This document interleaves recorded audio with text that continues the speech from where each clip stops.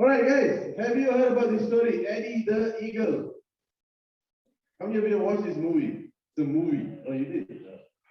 Good, right? Yeah? You guys have not, right? Another watched it or not? Yeah, another watched. Yeah? What did you do? You watch another? Kishan? Another? Yeah. Right. You guys got sisters? Go watch another. Okay, Eddie the Eagle is a movie.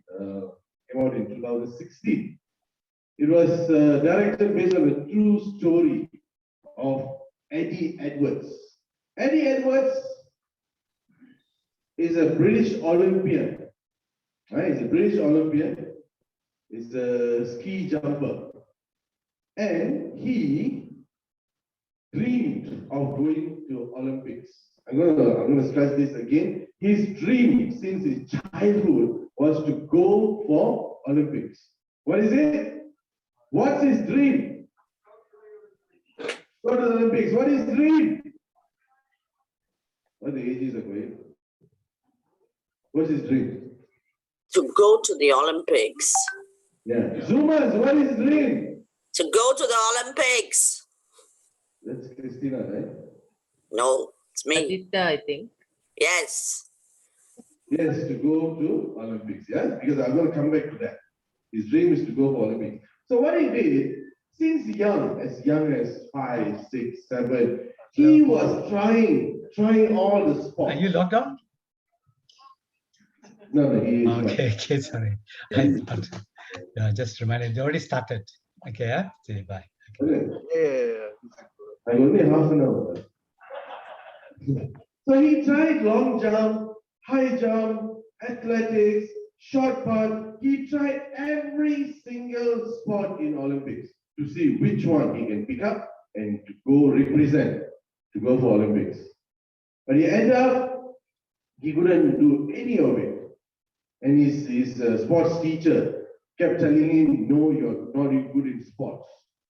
Focus on the studies. That's going to take you far. Not sports, not Olympic. But he, no, I'm going to keep trying. And his dad always tells him, no, you can't. All right? You are SHIT in sports. You can't do it. All right? Stop wasting your time. Teacher said no. The father said no. The friends always laugh at him. He is the subject of mockery at school. But his mother being mother, always being positive. Keep trying. Even though the mother knows that he can't make it, you won't make it. All right? And then one day when he was in his late teens, 16, 17, finally it hit him. Right? Finally hitting that there's no way he's going to go for Olympics. The sports, these sports, all the summer Olympic sports, he's not good at it. So what he did, he didn't give up on his dream. Right? He still wants to go for Olympics. What he did, he switched from summer Olympics to winter Olympics. That's it. Again, his dream was to go for Olympics, right?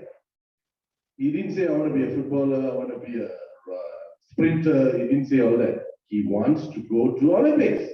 So what he did, from summer Olympics sports, he switched to winter Olympics. And he started skiing.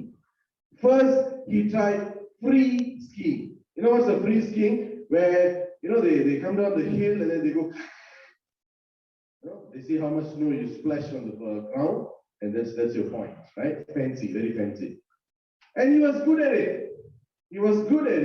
And he made it to the British skiing team, Great Britain skiing team. You know, Olympics, they don't have England, Scotland, they have Great Britain, right? He made it to the team. But he was not selected to go for Olympics. Right? The upcoming Olympics was 1998, Calgary in Italy. He was not selected for the reason, you know what's the reason? His looks. Serious, his looks. Because those days, when you go for Olympics, the sponsors, right? Oh, Canada, sorry, yeah, sorry. 4 a.m. Yeah. Calgary, yeah.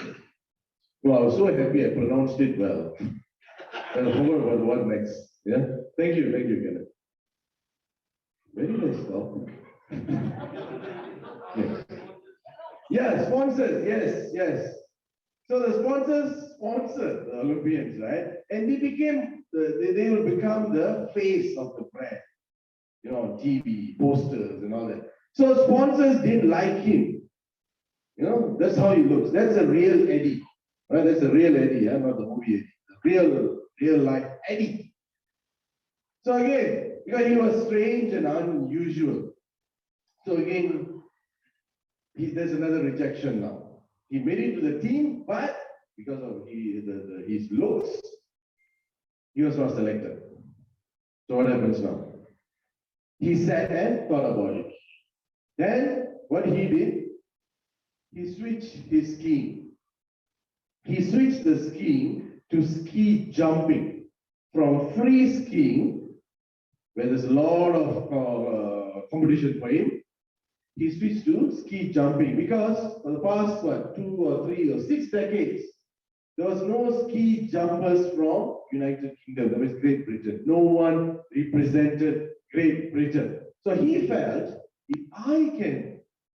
if I choose this sport, I'm going. Right? There's no one else. Right?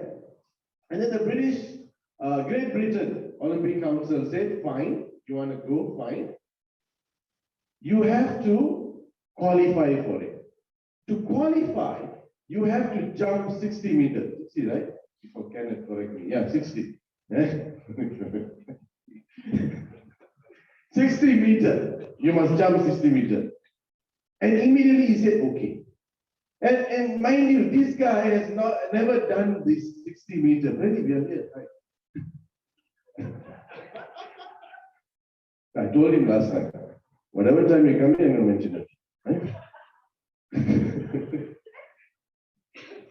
So he said, fine, I'll do it. Right? But he can't, but he needs to train, right? He needs to train. So what this guy did, despite the father saying no, the mother said think about it, the friend says don't go, the friends are making fun of it. The teacher says don't go. He just ran out of the house. I mean, against the wishes of the parents, he left Germany to a skiing facility to try the jump.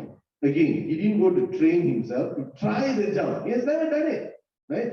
This guy went and he trained alone. And this ski facility, all the top jumpers from Germany and around the world, they go to this facility to train themselves, to qualify to the Olympics. So this guy went there, he did it himself. You know, there's 2 levels. One is 15, if I'm not wrong, and the other is 40. And the extent you jump is 60 meters. He trained, and that's what happened to him. Every time he jumps, he falls. Right? Because the landing technique is the most important ski jumping. The technique of landing, the landing technique. Yeah. So he didn't know how to do it. So he kept falling. Every jump, he falls. Every jump, he injures himself. Right? That's how it is. That's the movie, Eddie in the movie. But every time he falls, he gets up. And he walks up again to the platform. And he tries again. And when he lands, he falls again. He injures himself again. And what he does, he picks himself up and he walks up the platform again. There's no lift here. You got to walk up, 15 meters. And he does. That's what he do. Right? And once he was very badly injured. Then he met this guy, Bronson Pierley. Bronson Pierley is a former American ski jumper. And this guy has given up in his life. Because there was the Olympic where he was the star of the country and he failed to win any medal and he gave up his life because of that. And he became an alcoholic and he was driving the, snow divider, not the lorry where you divide the snow. He was doing that job. And he was at the facility and he met Eddie, and he was so not impressed. He said he felt weird seeing this guy. He told Eddie, you can't do this again. SHIT, you are in this, but why are you doing this again and again and again? And Eddie said, I want to achieve my dream. And he asked, is your dream to be the best ski jumper? He said, no, my dream is to go for Olympics. Again, my dream is to go for Olympics. Do you want to be the best ski jumper? No. Right? But then Bronson felt, he should have this guy. So Bronson said, okay, fine. I'm not going to coach you, but I'm just going to teach you. I'll be a mentor. I'll teach you the landing technique. Yeah? So when I was watching the movie, I was thinking, what's the difference, coach and mentor? You know the difference? I'm not going to coach you, Selvi. I'll mentor you. Do you understand what I'm saying? No, right? I just don't know what I'm saying. No, really, I'm not joking. Do you know the difference, coaching and mentoring? Yeah? And I asked a friend, and he said, mentoring is mandoring. Coaching is holding your hand, really showing you what is it. Huh? That's a joke. Yeah? Both similar, but going back to the story. Yeah? We'll come back to that in the evening if we have time. So, Bronson taught him the landing technique, the most important in ski jumping, the landing technique, balance yourself and all that. And Eddie made it to the European circuit because he needs to compete in a tournament to qualify to the 60 meter. Right? So he competed in this European circuit and he achieved 61 meter jump. And he qualifies to Calgary Olympic, 1988, yeah, 88, right?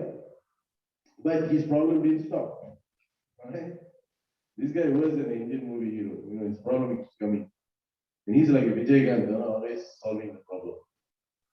Then he goes for Olympics, right? Even there, then the GB team had to take him. Again, whenever there's press conference, there's a press conference and they locked him up in the dressing room and they didn't want him to come out. Again, the face, unusual and strange. But then he never felt he was insulted. He never felt sad. Because in his mind, my dream is, what's his dream? To go to Olympics, not to be the best ski jumper, not to win a medal, right? To go for Olympics. And he achieved it, right? So he went. And when he was participating, right, every jump, he will come last, right? There was a scene where they show he will jump and he will stand in front of the board. And the board will list down from 1, 2, 3, 4. Once he'll be standing, and his name will come out last. And he'll be jumping. And he'll be doing that. He'll be running around. That's where he got the name Eddie the Eagle. He does the eagle, right? He didn't care. That's what he does, right? He was doing this not because he won a medal, because his name came out on the scoreboard. Because for him, his dream is to go for Olympics. That's it. Nothing else, right?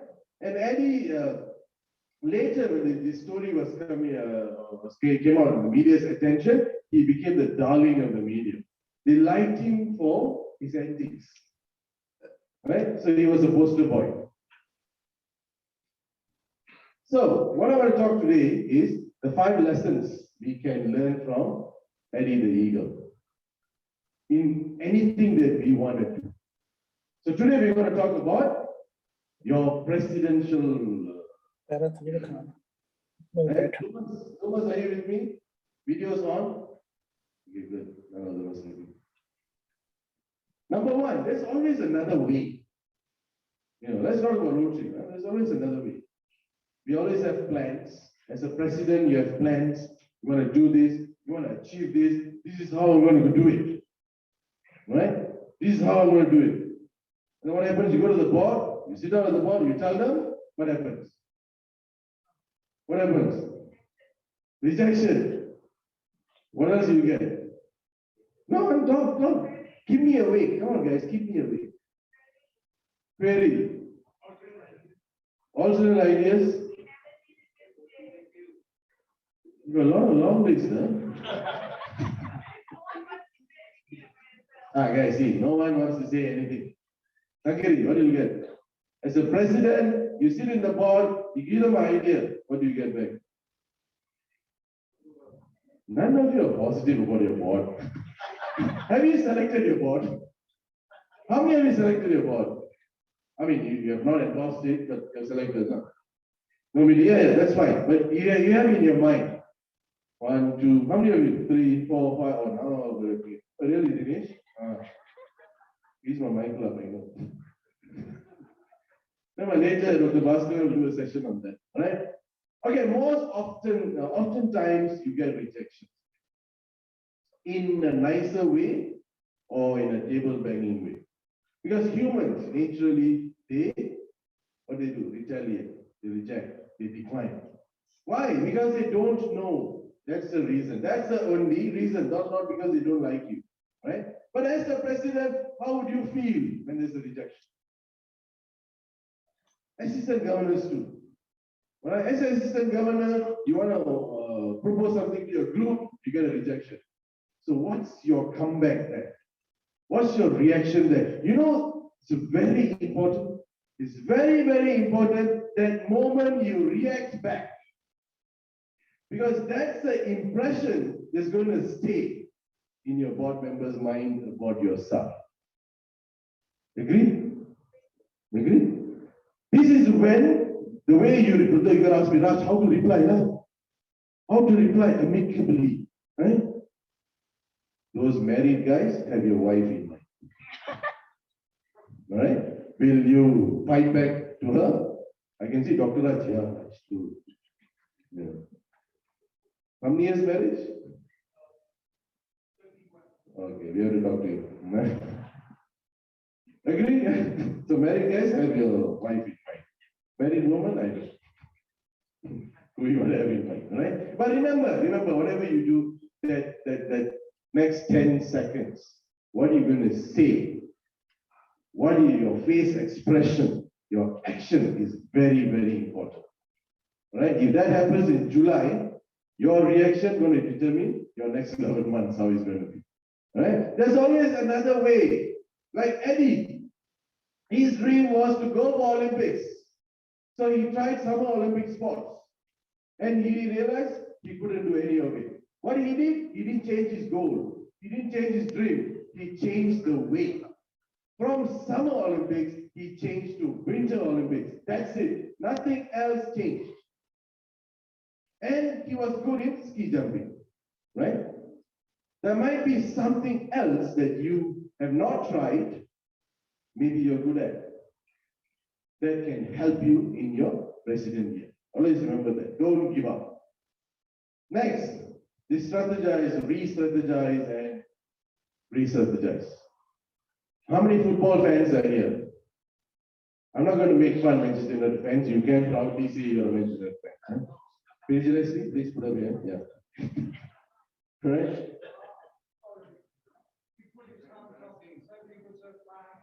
Yeah, yeah, he is a Liverpool guy.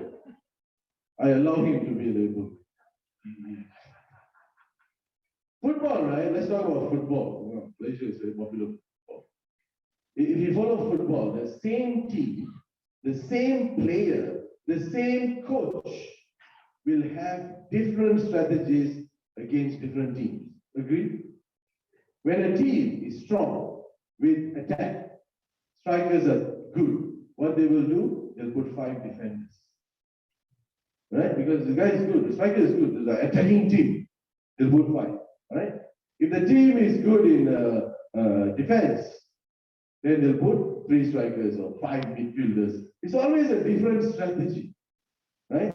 But the same players, same team. Why can't they have the same strategy every single game? Why not? Right? Why not? Why? Because of your opposition. You have to change your strategy. It's not the same every. So even your meeting, your every meeting, yesterday we spoke about, having a team for meeting, having celebrating an occasion for a meeting. The same thing. Your meeting should be different too, right? But you be the same person, yeah. You be the same person. But what I mean, your script, your thinking, the way you do things need to be different. If projects is different, meetings are different, right? Fundraising is different. Fellowship, planning for fellowship is different, right? So what's important here is planning as a team. Again, coming back to your board. How well you're going to work with your board. How well you're going to work with your members. A president is not a one-man army. Like Amitabh Bachchan or Rajinikanth. No, in the movies they can do it. Real life, I don't think so they can. The same thing. You, as a president, you stand in front of your club members or in front of your board. They are behind you to support you. You must work with them. Right? We hear, sometimes when the problem starts, it's all about, president don't talk to me, president don't discuss with me, he does what he wants to do. And then you go ask the president, there's another story coming up. Oh, I didn't talk to them, they don't listen to me. So they don't listen to me, I go and do what I want to do. I'm the president. Right? Yeah? I'm the boss. You listen to me. Will that work in Rotary? Yeah, they'll show you that's a problem. Right? Maybe in office it works because you pay them, it works. But in Rotary, no. There's someone else more elder than you, or more experienced than you, or richer than you, more successful than you in Rotary. So how do you work with them?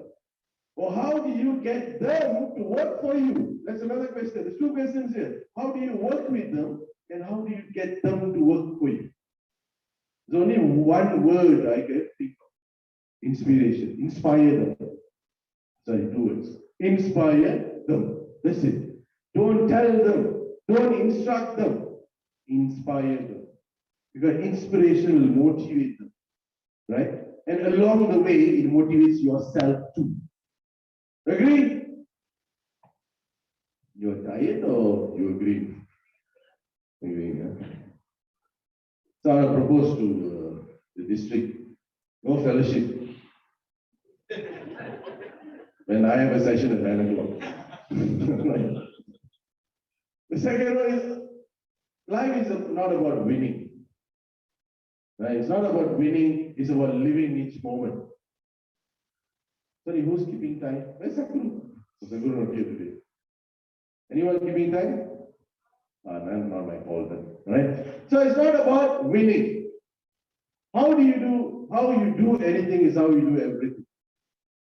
And why I say this? Because I'm in other organizations like BNI, all the business network and all that. I see one thing, right? The way they are in office, the way they are at home is different than how they are in Rotary. Right? Because Rotary, when I have time, I'll do it. I have time, I'll do it. It's a voluntary organization. What a voluntary organization means? When I want to volunteer, I volunteer. Right? But if you're going to say that, it's nothing wrong. Yeah, it's your rights. You can say that. When I have time, I'll do it. Yeah? If you want to say that, then don't take any leadership position. Right? Uncle Ben told Peter, who's Uncle Ben? You know who's Uncle Ben? Zoomers, do you know Uncle Ben?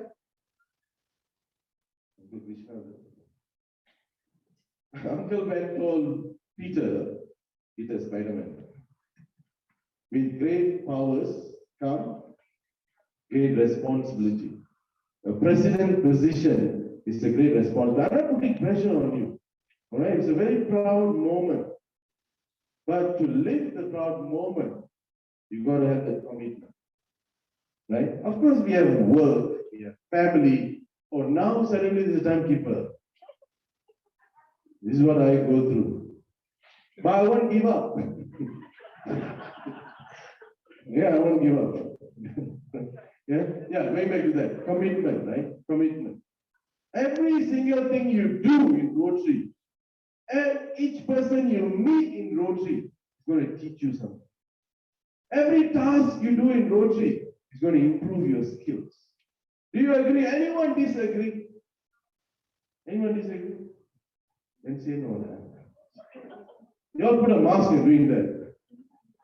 I don't know if you're biting your tongue and doing that, biting your teeth and doing that, or smiling and doing it. Huh?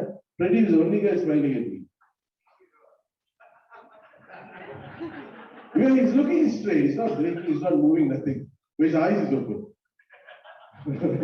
Okay, so when you do something in Rotary, have that in mind. It's going to improve your skill, it's going to improve the way you talk.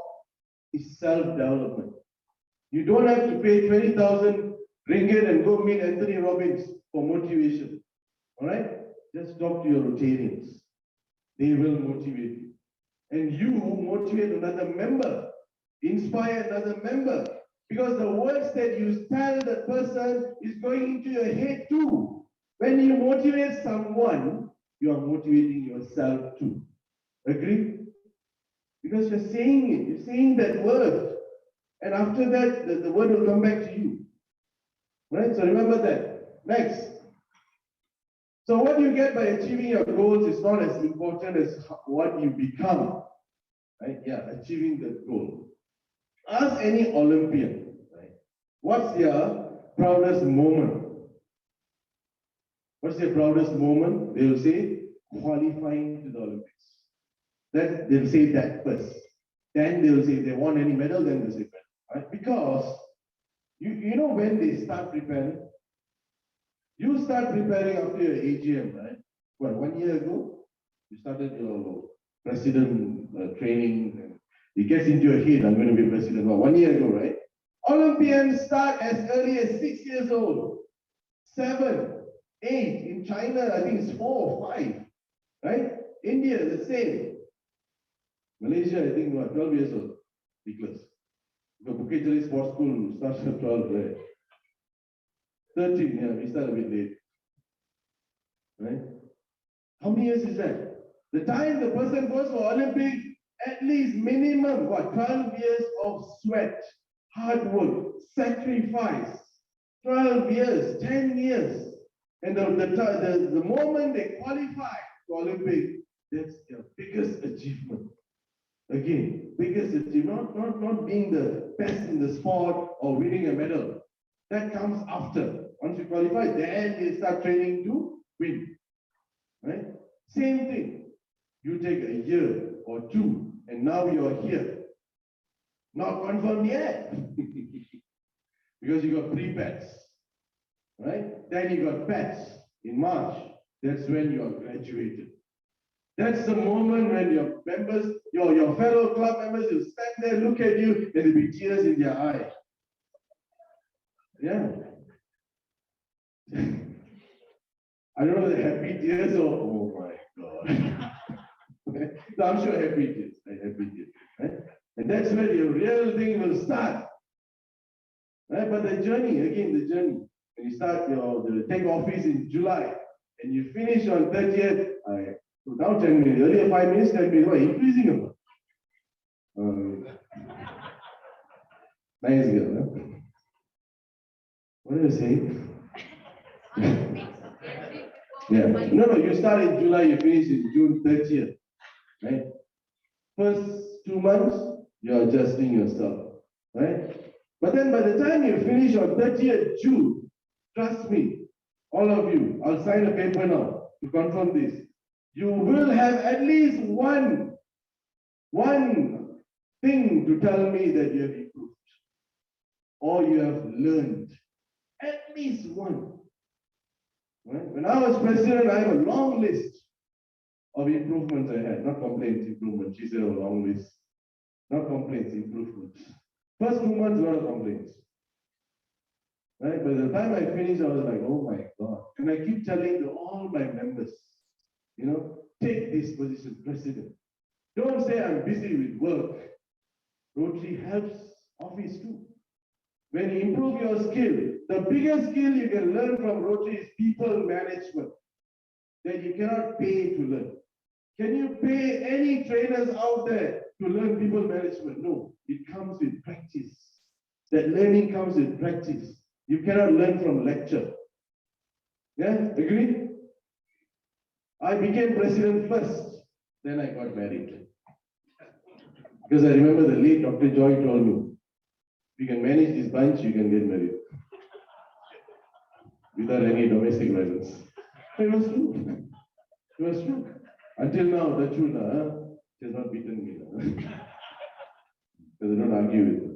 She's always stands on the right and she's right. Right? Yeah. So there's a lot of skills you can learn. So whatever skills you learn from Rotary, where do you apply it? To your work. Whether you are in business or whether you are employed in a career, you get better, right? You get better. So it's good. That's a line I forgot. I saw Dr. Baston's face like Pastor. The next you'll be losing is still in progress. You know, there's a saying, right? Losing is the first step to victory or something like that. Huh? Yeah, it's true. It's true. Every time he fell, the jump, he fell. What he did? What he did? He didn't crawl and have a cigarette or anything. He got up, he climbed up the platform again. You know how high is the platform? Every time he falls, he went up the platform. Why did he do that? Because Bronson asked him, why are you doing this? You're not good in this. And he said, I want to go for Olympics. Do you want to be the best ski jumper? No. Then I want to go for Olympics. That's all. That's the thing in the head. All right? Because at the end of this session, I'm going to ask you, what's your dream? This PE. AGs, I'm going to ask you to, don't laugh, Sada. I'm going to ask you. All right? So he was fearless. The only thing he had in mind is his goal. I'm going to achieve this goal. All right? And it's not about being the best. It's about being better. Being better means it can be being better than another person or being better than today. Being better than yesterday. You know? Because your every meeting, right? You will find unusual problems or circumstances as a president. Because you got 30 members in the club, you have 30 different characters to manage. You cannot talk the same language to everyone. You're going to talk different language. It's part of people management. You agree, right? Yeah. I'm sure you got 3 kids or 2 kids at home, it's different. The way you manage them is different. Not the same thing. So it's not about being the best, but being better. How are you going to better yourself? Because when you better yourself, when you become stronger, you make your club stronger, your members stronger. And when your members are strong, they make the club stronger. And when your club is strong, what do? You make the community stronger. See that link? Where is it heading to? It comes back to Rotary. All right? So you are a very important asset to the district, all the presidents. Remember that. And the last one, number 5. You press next.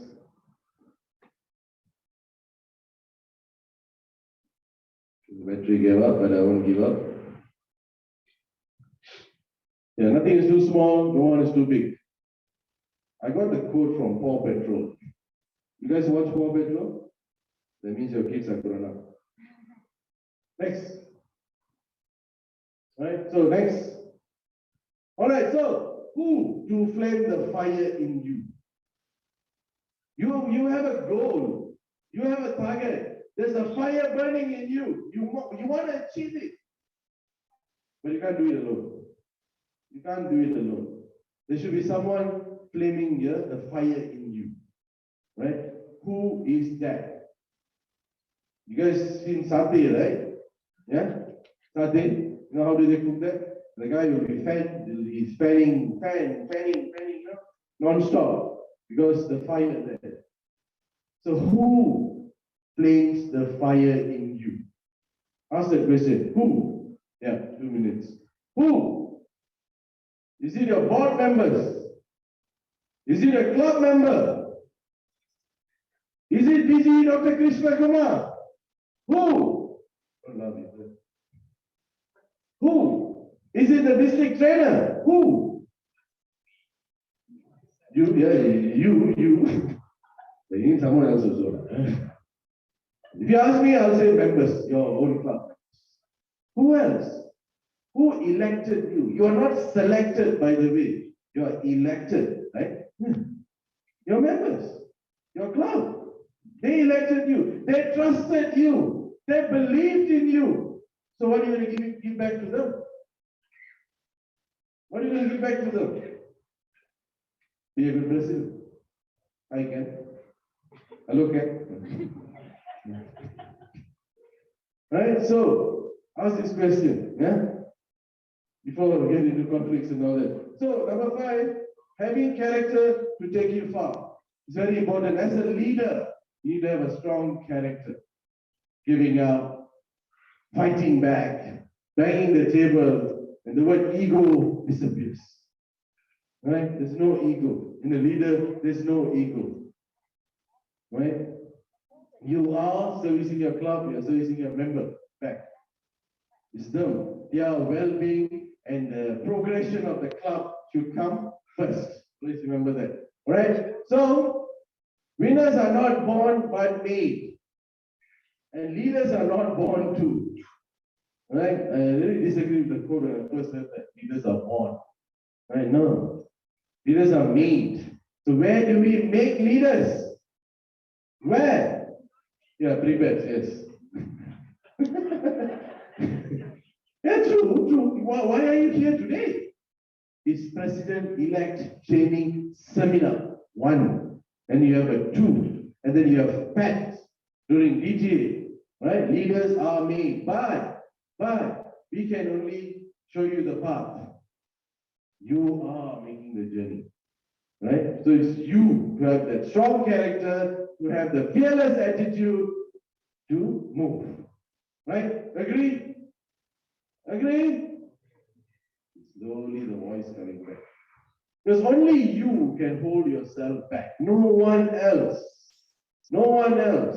I have first seen people giving up, resigning, leaving and all that. They always have another person as a reason. No. No one can kill the Rotary in you. Unless you want to kill it yourself. So why you want to do that? Why you want to do that? Yesterday, someone said Rotary is happy. Right? I think DG in his speech he said that. None of you are listening. Yeah, okay. He said that, right? Yeah. The same thing. Rotary teach. Rotary coach. Rotary mentors. Right? Rotary builds you. So take it. Take that opportunity. Learn in your year. Right? And this quote. While you change your goal, do remember that it's not about you or what you accomplished, but it's who you have lifted and who you have made better and who you have changed positively. Agree? Yeah? And it goes back to what I said earlier, when you motivate someone, when you inspire someone, you motivate yourself, you inspire yourself. So when you change someone positively, you change yourself too. Right? At the end of 30th June next year, you will be asking yourself, what did I do? What have I done? What have I accomplished? This for yourself. No matter how many comes and tells you, oh, thank you, you've done this. But then when you ask yourself, you need to answer yourself. Right? And I'm sure, as a Rotary president, you can. And you put the members first. Alright, so it's you got to make it happen. Right? When Eddie kept falling, Bronson just told him this one line. Right? He said, Eddie, you got it. You got it. That's all. That's all he'll say. That's his motivational, inspiration line. All right? And I'm telling all of you too. You got it too. You got it. You just have to make it happen. So you decide whether you want to quack like a duck or soar like an eagle. You saw the gap right there. Yeah. Otherwise, it'll sound different. So, high like an eagle. Right? You decide. You decide what you are and how you want to do this. Right? So all the bishops, all the wishes to you, presidents. Remember, you got it. All right, so what's your goal? To make the club better. Come on, guys, shout it out. What's your dream now? What's your dream? Become vibrant club. See, you guys listening. No other session. What's your goal, sir? Loha. What's your dream? Be the best club. Name. Impactful. Dinesh. Simon. Jaya. You don't look at me. Ready? Come on. Be a good president.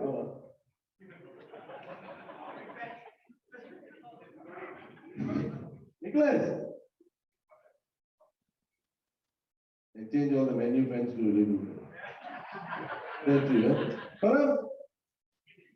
Let's ask the assistant governors. What's your dream? Chong.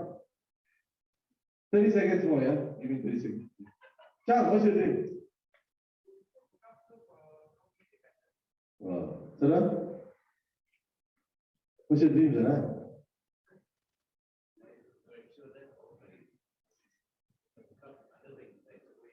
Yeah. Good, that's good. All right. So you want to be the best leader or you want to be a better leader? What's the difference? So when you become best, there's nothing to improve. Okay? Maybe, yeah, maybe. Well, maybe when you say you're the best, you have the ego and you want to learn after that. Yeah, yeah. So when you want to say you're a better leader, then learning contributes, right? So yes. So thank you guys. Thank you very much. Zoomers, thank you. All the best wishes. You got it. Well done, Raj. Very well done. Thank you very much, Master Assistant Governor Raj.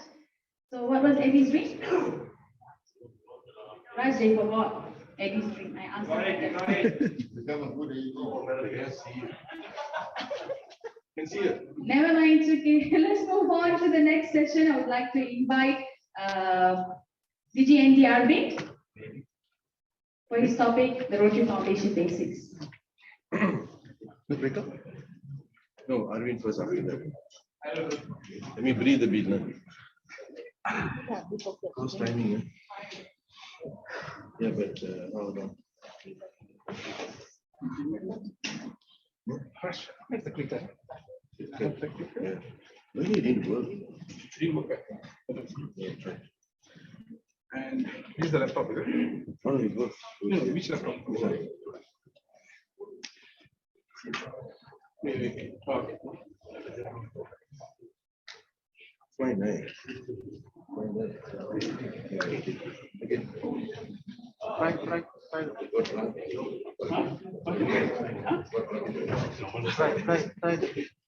Sitting in bed. Can you come earlier?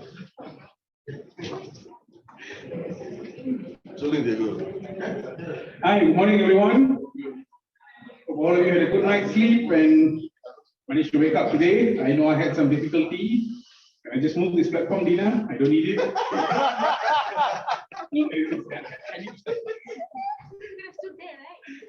Sorry, on the platform, okay.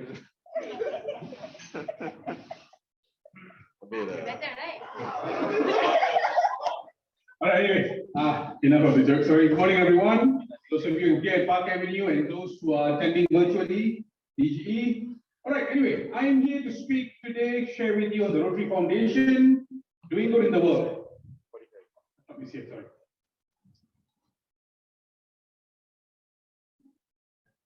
It's not working.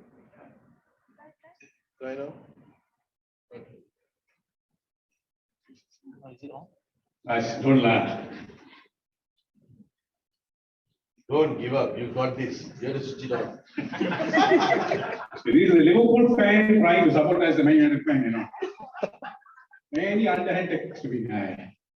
All right, okay. Anyway, back to training. So basically, the Rotary Foundation, in a nutshell, the mission of the Rotary Foundation is doing good in the world. This is what we do. This is our mission.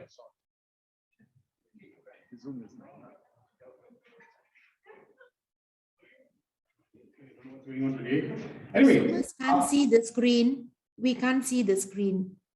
Yeah, share.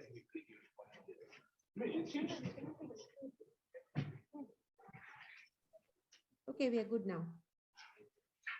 okay, your foundation transforms donations from Rotarians and friends of Rotarians into global humanitarian service projects that change lives.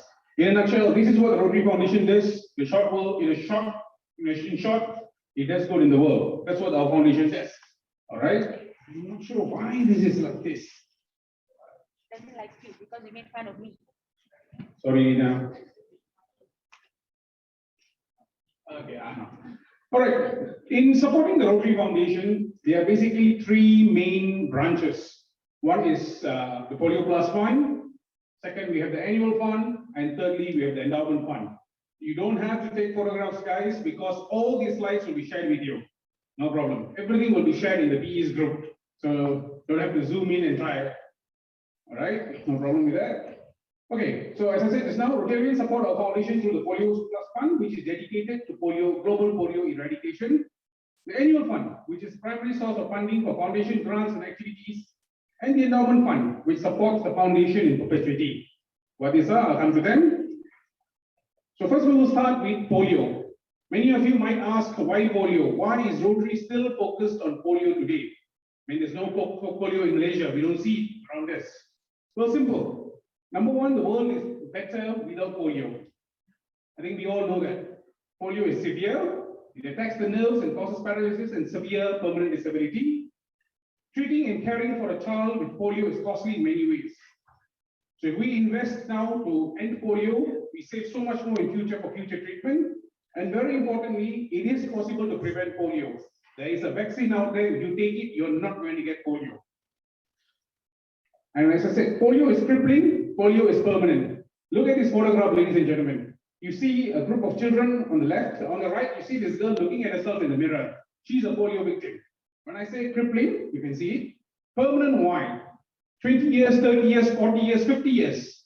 When she looks into the mirror, this is the same image she's going to see.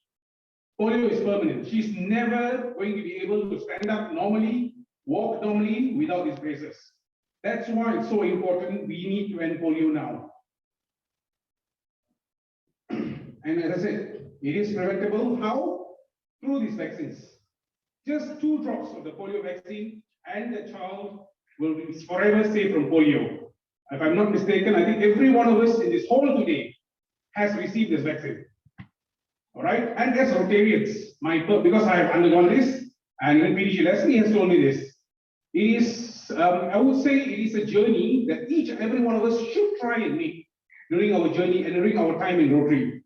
I was fortunate enough to be able to participate in a polio eradication initiative in Dhaka, Bangladesh in 2018. And the feeling of, when the newborn baby, not newborn, a few weeks old, comes in, and you drop the 2 drops, of the vaccine, the feeling is amazing.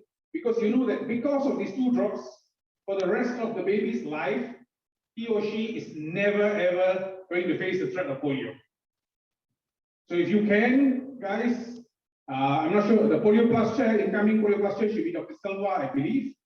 If they get a chance to go on a polio eradication drive, do it. Then you know the feeling of actually saving that life. And some progress in polio. Compared to 2020, when we had 140 children paralyzed by polio, so far we have had only 2 children paralyzed by polio in the world this year. 1 case in Afghanistan, 1 case in Pakistan. And despite the Afghanistan government falling and being taken over by the Taliban, a lot of progress is being made in polio eradication in Afghanistan with the Taliban support. Any questions? Does anyone have any questions on Polio Plus? Yes, Kenneth.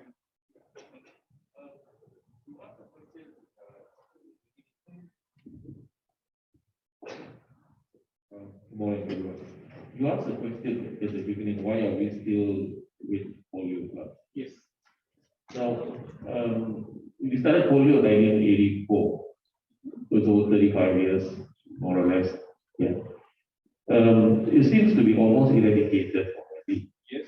We can see the figures now as only 2. Correct. That's also because Afghanistan and Pakistan not bought into the polio plus plan. But if it is almost eradicated, why is Rotary still going on to polio? Why not something else? Okay, very simple, because the job is only done. The job is only.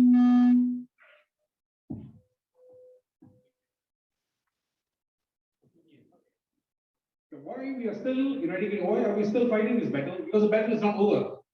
As long as there are polio cases out there, we need to ensure it reaches zero. It must be zero. Only then it will never affect other children again. Let's take COVID, for example. All right. We at one time in July last year, we had 0 cases in Malaysia. Then we let go a little bit. We decided to ease restrictions, and you know what happened? Cases reached 20,000 because we didn't. It wasn't possible at that time for the example of COVID.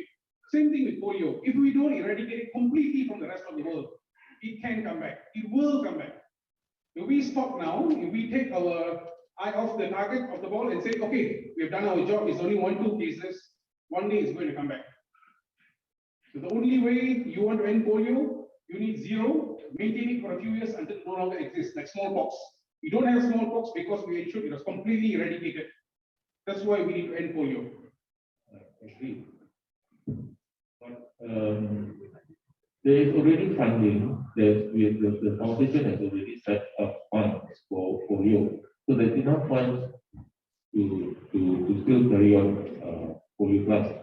But why are we still collecting funds for polio plus where we can concentrate on something else like AIDS or the COVID instead of still, because the funds are already there for the last 35 years. The funds are ample enough to carry on for maybe another 20 years. But why are we still going on to polio and not looking for something new? What I would say, I don't think there are funds for the next 20 years. We might have funds for the next 1 year, 2 years. But now, since we're in the last lap, is when we got to double down and ensure we get the job done. I understand what you are saying. There are many actually who have the same feeling. Why are we still emphasizing on polio? But the fact is, you're almost there. What do we do now when you're so close to the finish line? Do you let up and say, let's take it easy a bit? Why not we get the job done? And if it is not key, let's look at partners like Bill and Melinda Gates Foundation. They are committed to still pump in money for polio eradication because they know the value of a world without polio. I don't disagree. Yes, there is money there, but we need more. Until the job is done, we have not reached the finish line. The best case example, Manchester United buying Munich. 90th minute, United losing 1-0. Champions League final 1999 for football fans. Last 2 goals in the last minute, United won. Correct? Liverpool, AC Milan, Liverpool down 3-0. Everybody thought it's over. Same with polio. We think it's over. The job is not over until we get 0 cases consistently and there's no more polio in the world. Then we are done. Until we reach there, we can't say we've ended polio. All right. Arvind, can I ask a question? Yes. This is Rajendra. I fully, understand. I think we all fully understand what Rotary International is trying to do.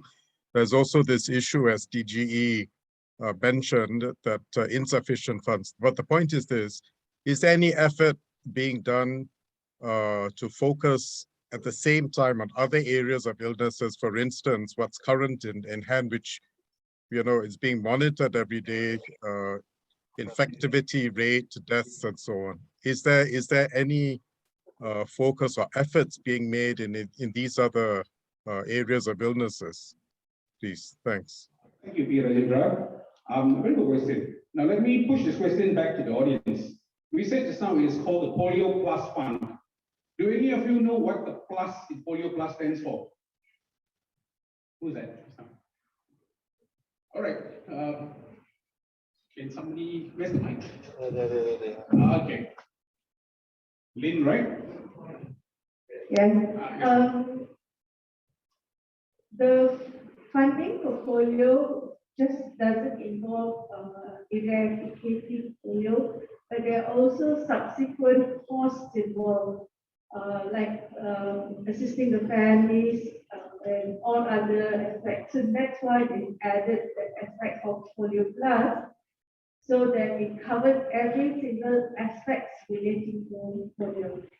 A little right, but there's more to it. Thank you, Lynn. What the plus in polio stands for is, this is the additional benefits of the polio eradication campaign. Thanks to the systems, the network, the volunteers that we have, a lot of work is being done also in the treatment and eradication of diseases like malaria, TB, diphtheria, because that network is there. The structure is in place, because when you do the structure for vaccinations, for treatment, it's not just polio vaccines that are delivered. When you have access to a rural village in, say, Pakistan, we're not just delivering polio vaccines, treatment for malaria, TB, diphtheria, so many other benefits because of Polio Plus. And maybe I hope that answers your question, P. Rajendra. Thanks to Polio Plus, a lot of other work is being done to treat other diseases. Why it is not reported much? Because the focus is on polio. But thanks to that system, a lot of other good work is being done. And also on current situation, Rotary is also spending a lot of money to provide vaccines and treatment for COVID-19 around the world. We don't see it much in Malaysia because, I mean, whatever said and done, I would say we have a very good healthcare system, and the COVID-19 vaccination plan is actually working. But there are also Rotary clubs, like the Rotary Club of Central Damansara, which is doing a lot to take people who can't travel for the COVID-19 vaccines. So yes, Rotary is doing a lot to also treat other diseases, other illnesses, including COVID-19 today. All right. Can I move on? Okay, all right, thank you. Dr. Bernard is actually the Polio Plus expert in the district. He has served as Polio Plus chair for 3 years here as well. If any of you have got anything extra you want to ask about polio, you should ask Dr. Bernard. I've learned so much from him. All right, now we move to the annual fund. Annual fund is something which is very passionate to me, but I said this for 4 years as annual giving chair. For me, I consider the annual fund the engine that drives the Rotary Foundation. All right, the Rotary Foundation is a service wing of the Rotary International, and the annual fund is the engine that drives it. Because why? It is the primary source of funding for foundation grants and activities. And how does the annual fund work? When you donate to the annual fund, contributions are invested for 3 years. And these investments help pay for operating costs, which then, and after 3 years, they then become available for districts and the foundation to direct to grants and projects. So that's how when you donate 100 USD to the foundation, it is first invested for 3 years. After 3 years, it is used for projects. Why we do this? So that we can minimize the amount that is used for administration costs. And where is the money parked? Well, annual fund portfolio is 100% invested in fixed income assets, and the annual fund earned 2.8% in fiscal year 2019. It is invested in bonds, hedge funds, inflation hedge, private equity, etc. And over the last 5 years, it has seen a return of 3.2%.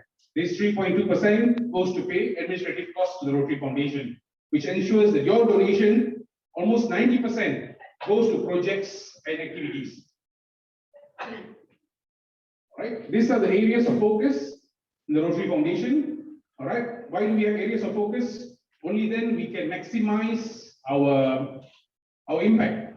We must have focus, I believe. Even in Rotary clubs, we say, what's our focus? What's our plan? This is the areas of focus: peace and conflict prevention resolution, disease prevention and treatment, water, sanitation and hygiene, maternal and child health, basic education literacy, community and economic development, and the Rotary Foundation.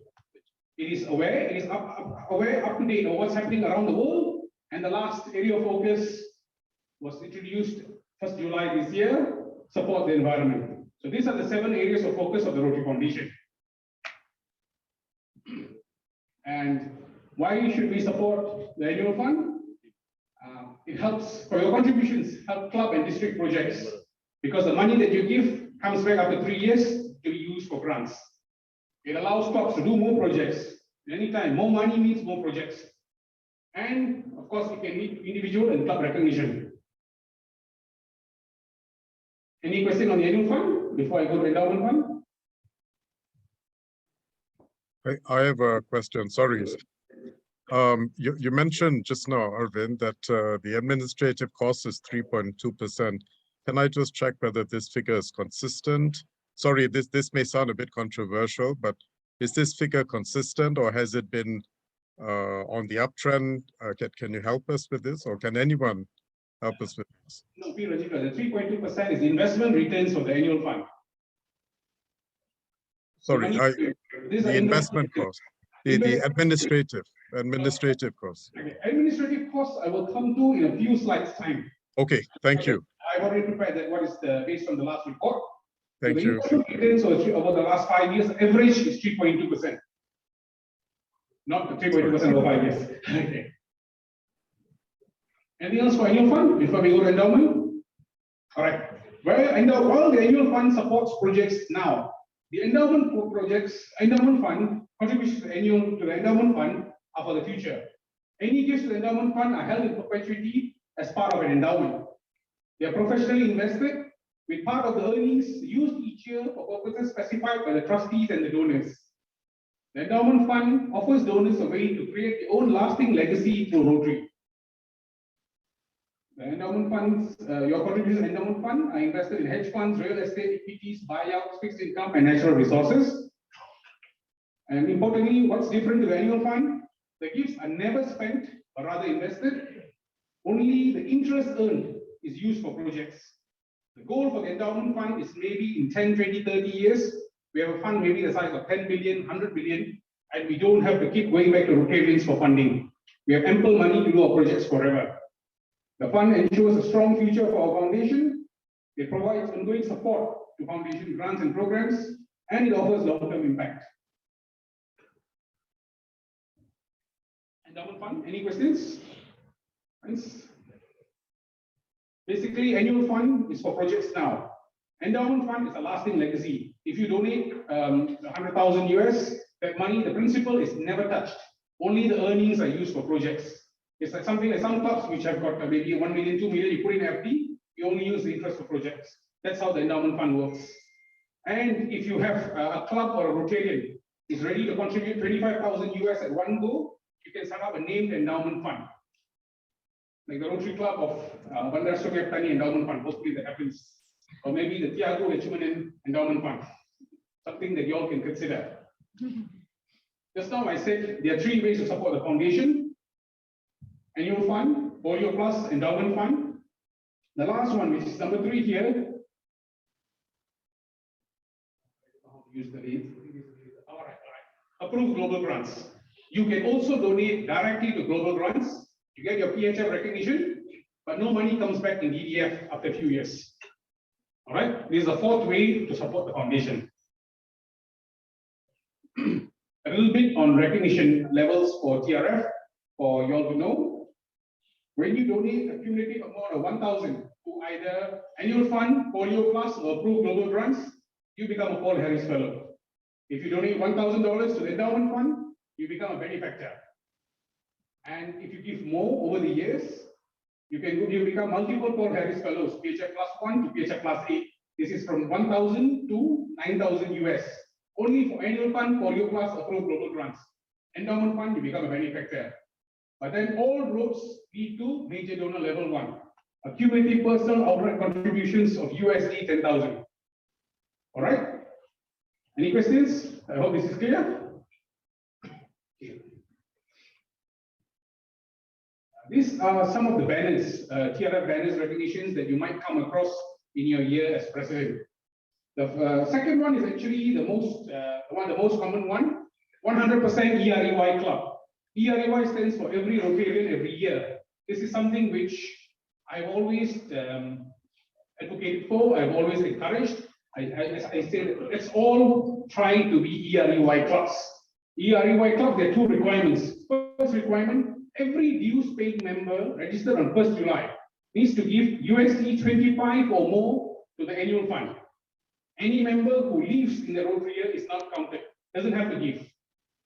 All right, every dues paid member as at 1st July. New members who join after 1st July do not need to give, but they are encouraged to do so. Now, the second requirement, which is very important, minimum annual fund per capita contribution of 100 USD during the Rotary year. based on membership as at 1st July. Simple example, at 1st July, if you have 20 members, your goal to be an EREY club will be 2,000 US, which is 100 USD 100 per capita, an average of 100. And every member needs to give USD 25. If during the year your membership increases to, say 40 members, you manage to double your membership, your contribution is still required only $2,000. And the original 20, if they don't leave, need to give 25 each. It's also encouraged the new ones give. Any questions on EREY? I get at least 20 to 30 questions on EREY every year as annual fund chair. So if you have any questions, please ask now. EREY is only contributions to annual fund. Every member gives USD 25, average of 100 based on your membership as at 1st July. Is it easy to understand for EREY? Folio Plus doesn't count, endowment fund doesn't count, folio and global grants don't count. Only annual fund for EREY. And the first banner here is a 100% Paul Harris Fellow PHF Club. All right, this is when all members of your club are Paul Harris Fellows. All right, this is a one-time recognition. So when you see all your members of PHF, write to PRF, they will send you a big banner, 100% PHF Club, and you are forever recorded in their system as a PHF Club in that year. My club, Rotary Club Bandar Petani, we decided to become a PHF Club to mark our 10th anniversary in June 2010. So luckily we managed to do it. And then after that, we have new members coming in. Even if just say 5 years down the road, they become PHF, we don't become 100 PHF Club again, no. It's a one-time recognition. Forever in history, you achieved 100% PHF banner in that year. Last year, I believe Shah Alam, Metro KL, Alpha Ampang, and Bukit Angkasa, and Perlis also achieved this citation. This is 100% PHF Club. Congratulations. All right. Any questions on 100% PHF Club? And also remember, when you achieve this, you must write to TRF and tell them and ask them for the recognition. It's not automatic. All right. For some reason, they want you to write to them and then they'll send you the banner. The next one is 100% Foundation Giving Club. This is for clubs where it's almost similar to EREY, but it's easier to get because you can give to any of the funds, whether it is Folio Plus, annual fund, approved global grant, or endowment fund. If every member in the club gives USD 25 and you achieve the average of 100, you qualify for the 100% Foundation Giving Club banner. If you are an EREY club, you automatically get the 100% Foundation Giving Club. But if you're 100% Foundation Giving Club, there's no guarantee you qualify for EREY. But EREY is only annual fund, whereas 100% Foundation Giving Club is any of the funds. Minimum 25 each member, average of 100 based on membership as of 1st July. Okay. And the last club banner is 100% Rotary Foundation Sustaining Member Club, RFSM clubs. This is where all members give USD 100 or more to the annual fund in the Rotary year, based on membership as of 1st July. RFSM, every member gives 100 US to the annual fund. This recognition is very rare in our district. Only 3 clubs consistently get it. Now it's down to 2. These 2 clubs have always, I think in the last 5-6 years, whenever I've been annual giving chair, they have achieved Rotary Club of Kailainathan and Rotary Club of Central Damansara. Without fail, they qualify for RFSM. Chris, thank you.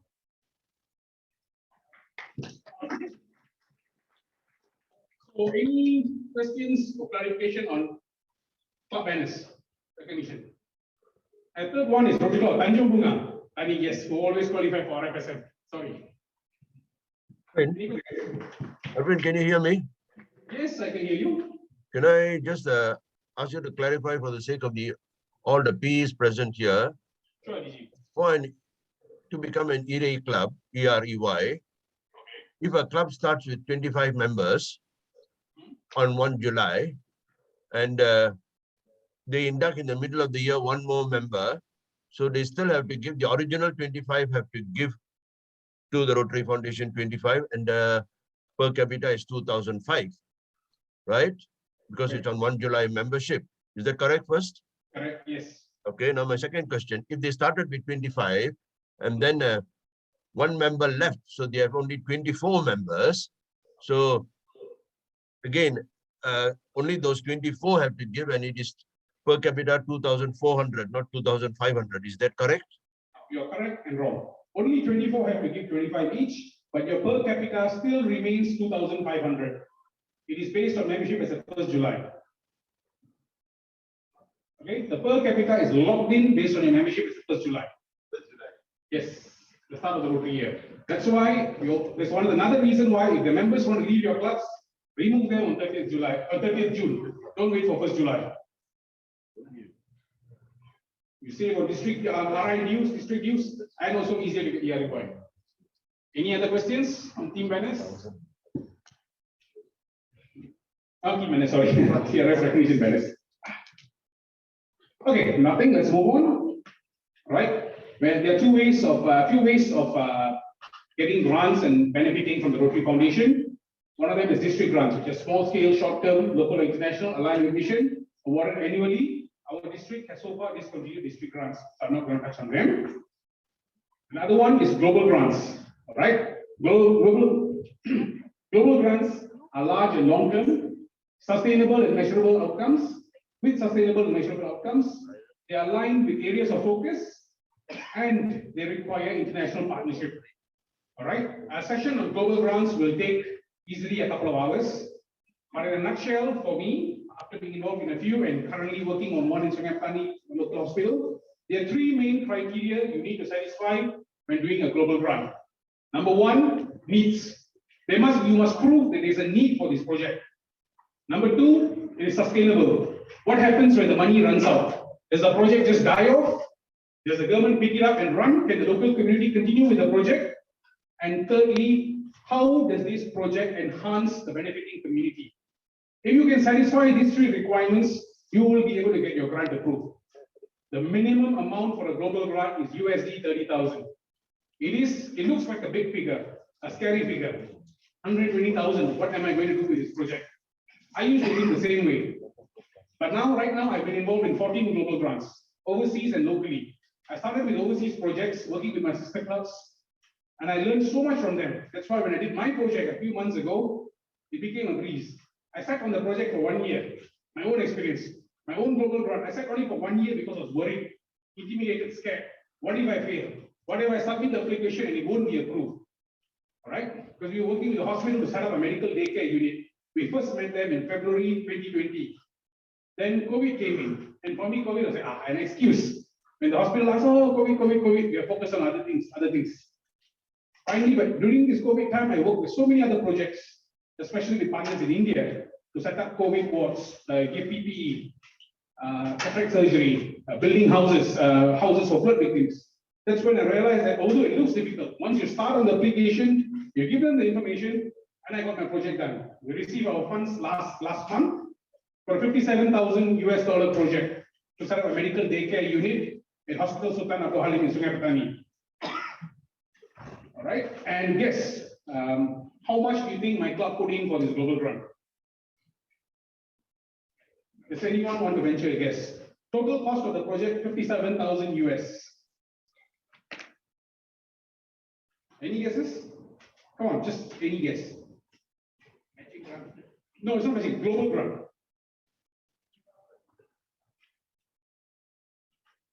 Not even one. 1,000. Almost right there, Raj. My club only contributed 990 US for a 990 US for a $57,000 global grant.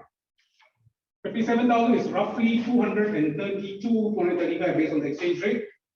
We donated 4,000 ringgit. So you see the difference. See how much we can gain by using the Rotary Foundation. I'm not saying it's easy, but you need to start. Go in, get it started, it can be done. Three main pillars, three main requirements: needs, sustainability, enhancement. If each of you try to work on a global grant, either yourself or partner with another club, you can make it happen. I did in my club, and right now I'm so pumped up over global grants. Trying to do the same line, okay? All right, so before I end, now we have always asked us, why choose the Rotary Foundation? Why is it so important? Well, simple. It's unique. It belongs to us. It is dedicated to furthering Rotary programs that address the greatest needs around the world. Their focus is our focus is their focus is our focus. We're in the top 2% of US-based charities, according to independent ratings organizations. And thirdly, because Rotary clubs operate in nearly every country in the world, Rotarians truly constitute a global network of community volunteers. We operate globally. And as I said just now, we are the top 2% of US-based charities. Yes. And Charity Navigator is an independent evaluator of charities in the United States. Independent, it's not nothing related to foundation. In 2020, for the 13th consecutive year, the Rotary Foundation has received the highest rating, 4 stars. All right. And why did we receive the 4 stars? Ethical practices, financial health, accountability, and transparency. I believe every one of us, when we want to give money to any project, any cause, accountability and transparency is very important. Well, Rotary Foundation is getting the top marks for these. And the last 2 years, Rotary Foundation actually got a 100% score, thanks to accountability and transparency rating. 100%. Can there be any reason why we should have doubts about our foundation? And P. Rajendra, for your question just now, 89.9% of your contributions goes towards programs, goes towards projects. 4.4% goes towards administrative costs, and 5.7% goes to fundraising. I took these figures from the annual report, which is audited and released to Rotarians worldwide. So when you give $100, $89.9 goes towards the project, goes towards the foundation activities. Only 4.4% goes to administrative costs. 5.7% is for fundraising to generate even more funds. We have many charities in Malaysia, worldwide. Which other charity can give you this kind of numbers? And why should the Rotary Foundation be your charity of choice? Well, TRF is highly rated and respected. I mentioned just now. It works with great partners, UNICEF, WHO, Bill and Melinda Gates Foundation. Rotarians get involved. You have a say in projects. You do global runs that you want, that which you feel are needed in your community. All right, Rotary Foundation is not saying you do this project. No, you choose the project you want to do, and TRF invests in the future.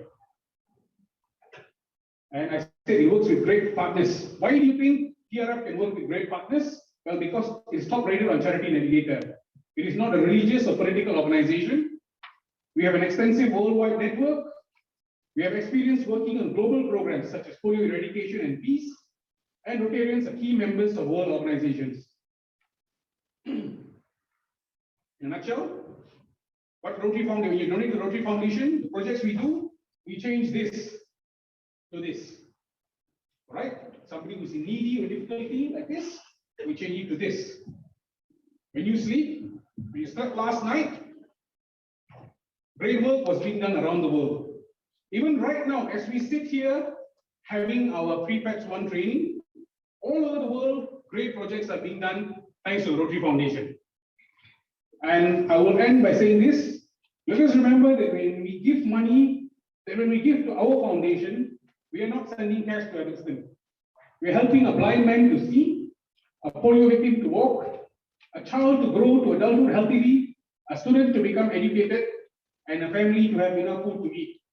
Past Rotary International President John Kenny. Thank you. Hello. Yes. I have a question. With regards, Okay, hold on, Lynn. Chris has got one. Chris, I'm sorry, Lynn. Yes, Chris. There was one thing that you forgot to mention about what you can do with the foundation. And I was a beneficiary of contribution to my TRF giving from the Rotary Club of Sungai, Petani. They topped up my creation fund. Okay. So you didn't mention that, and I'm disappointed that you didn't say that. Okay. Thanks, Chris. Sorry about that. What Chris is speaking about is when you donate to the annual fund, Polio Plus, or to approved global grants, for every USD $1, you get 1 recognition point. All right, you can then transfer these recognition points to other Rotarians, family members, sponsors, donors, or somebody who you feel deserves a Paul Harris Fellow recognition. So once you accumulated 1,000 points, you can transfer them. Many Rotarians use these points to make spouses PHFs, sponsors of projects, members of royalty. Like myself, I felt that Chris and I were classmates, presidents in 2013-14, and he's been a great friend. You know, so I was just going through the TRF recognitions, the list. I had access to them when I was the annual giving chair, and I realized, hey, Chris is not PHF, and I think he's doing a wonderful job carrying his club in Damansara. So I had some points. I transferred to Chris, and I made him a Paul Harris Fellow. One of the reasons I didn't touch on points is because that discussion will go very long. There's a lot to be covered, and we have so many topics today. But I promise you, throughout the course of your training as PEs, the points will be covered. I did one session on recognition points with the coming AGs, I think 1 or 2 months ago, and I promise I will do it with you. But yes, when you donate to the foundation, you get a point, you get points. You cannot use the points to make yourself a PHF. You cannot say, I give 500, I have 500 points, I want to give myself PHF. No. You can use those 500 points to transfer to somebody else and help them become PHF. For those of you who know, PDG Leo, last Rotary year, he offered to PEs. If you donate $250 to the annual fund, he will give you 750 points to become a Paul Harris Fellow. And thanks to his generous offer, we had more than 60 new Paul Harris Fellows that year. It encouraged people who otherwise would have doubts, who are hesitant. It helped them to become PHFs. It is also, you can also use it to motivate younger members, or give it to, let's say, donors, sponsors. Well, I know myself, in 2014, I transferred 1,000 points to a member of royalty in Milan. So I'm hoping that one day, if he comes to the top, I will say, can you give me another title? No, please don't record that and tell anyone. Okay, Lynn. Yes, my question is about the global grant. How many clubs can you work with to apply for global grant? If you want to do a project and do a really impactful project, is there a limit to the number of clubs that can work together? No, there's no limit. The minimum is 2. One host partner, one international partner.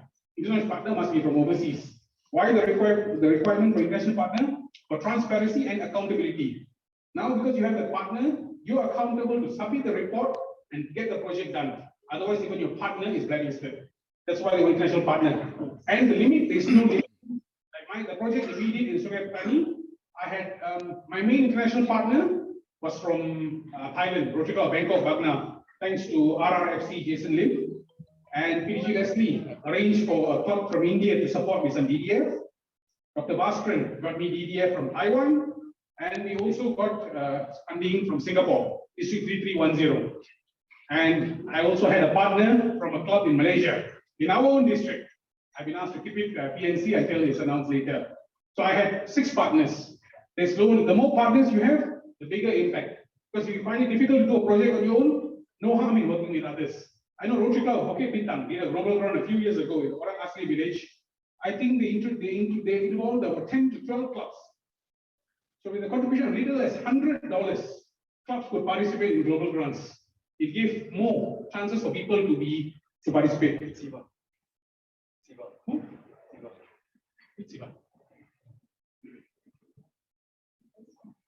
Top left, is it? Raise hand. Yeah, I can't see. Oh, top left. Yes. P. Siva. Sorry about that. It's okay. I have a question about doing about the global grants. If we had a project in Sabah, would the Sabah Rotary Club be considered an international partner?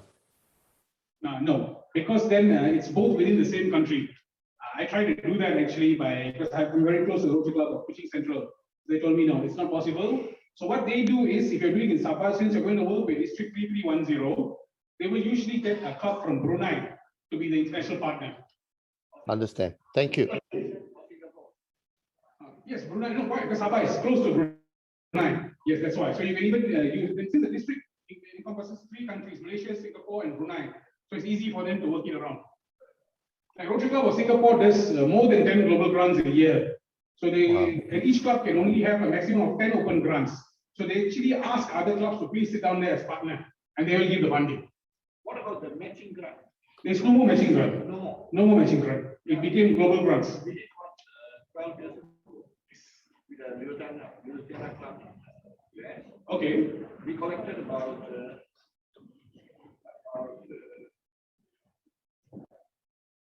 20,000 dollars to dollar. Okay. We collected about 100,000. Matching grants were discontinued, and they are not. Why they are not having matching grants? I mean, you see, the actually, you see, when you say a matching grant, the foundation works the same way, because when you do a global grant, when you have DDF from our district, just say you get 5,000, the district gives you 5,000 DDF, TRF matches 80%. So the concept of matching is there, just that it's called a global grant. The match is there. When you use DDF, district designated funds, the match is there. But see, I think in the interest of time, we will have another session on global grants, a more comprehensive session. All right, we can get PG City involved. We are our grants chair, Susan. PG Leslie is very knowledgeable about global grants. It can be done. But today, a little bit difficult to explain in detail about global grants, because we can go forever speaking on grants, especially as I'm very passionate about it. Anything else? All right then. Thank you very much. I hope there was some benefit. Thank you and enjoy the rest of the training.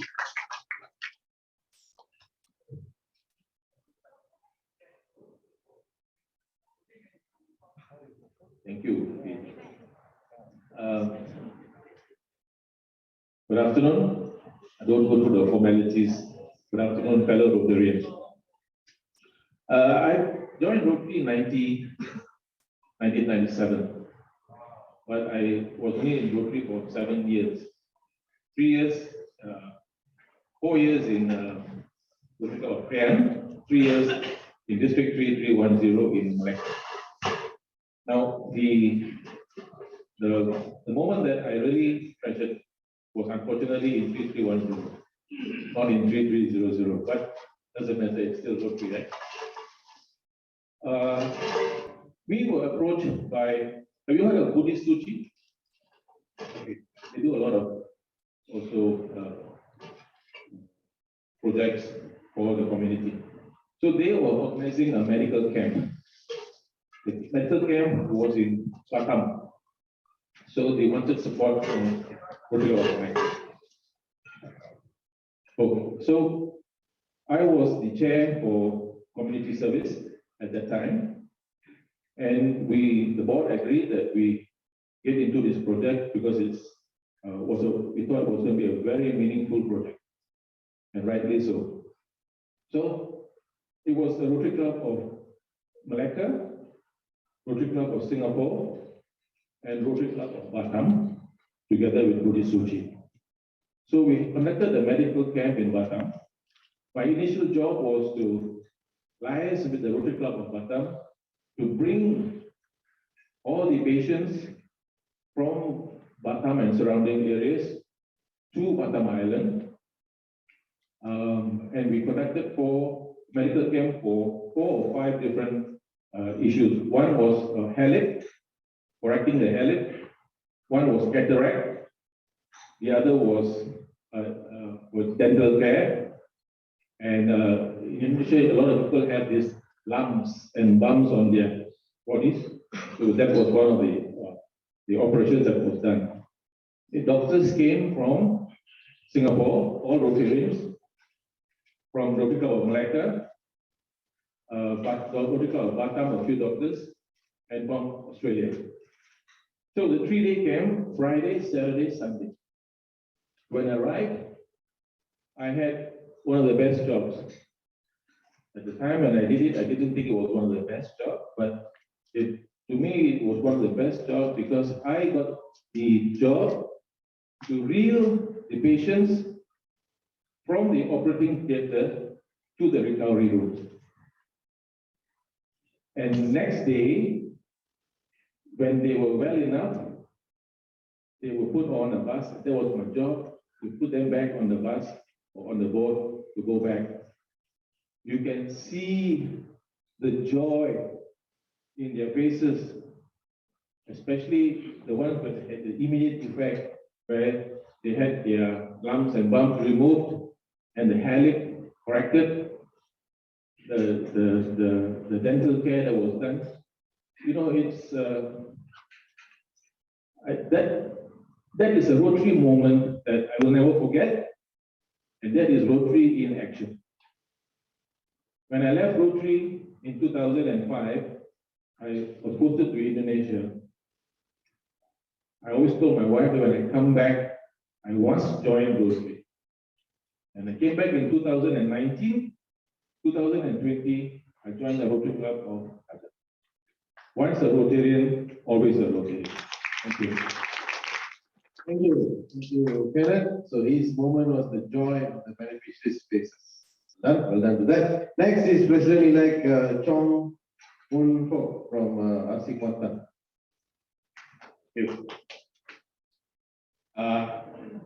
In Rotary, I would say I'm outfit unknown. You know why? No? When I was the club secretary, I threw a bombshell to the club because our club was registered at ROS. Nobody informed us anything about it until I was the secretary. I discovered it. That was somewhere in 1993. And also at the same time, there was one English lady by the name of Edna Windsor left a heritage of about 11 million. And our club was one of the beneficiaries entitled to 40% under the name of Rotary Club of Kuantan. So, since the club is deregistered, how are we going to get 40% for 4 million? And that year, in the AGM, want to be elected next president in the club, nobody there to pick up the job. Just now, PAG Rajj said that we all are all elected. I was not elected. I was self-appointed. In the AGM, nobody want to pick up the presidency again. I think. The district also is a dilemma. You know why? In RI, we are official club. In Malaysia, we are deregistered and unofficial club. So we pull all the cable, not string and pull cable. Appeal up to the Ministry of Home Affairs. At the time, the minister was Megatonic. So I was instructed to meet the ROS Pengarah in KL.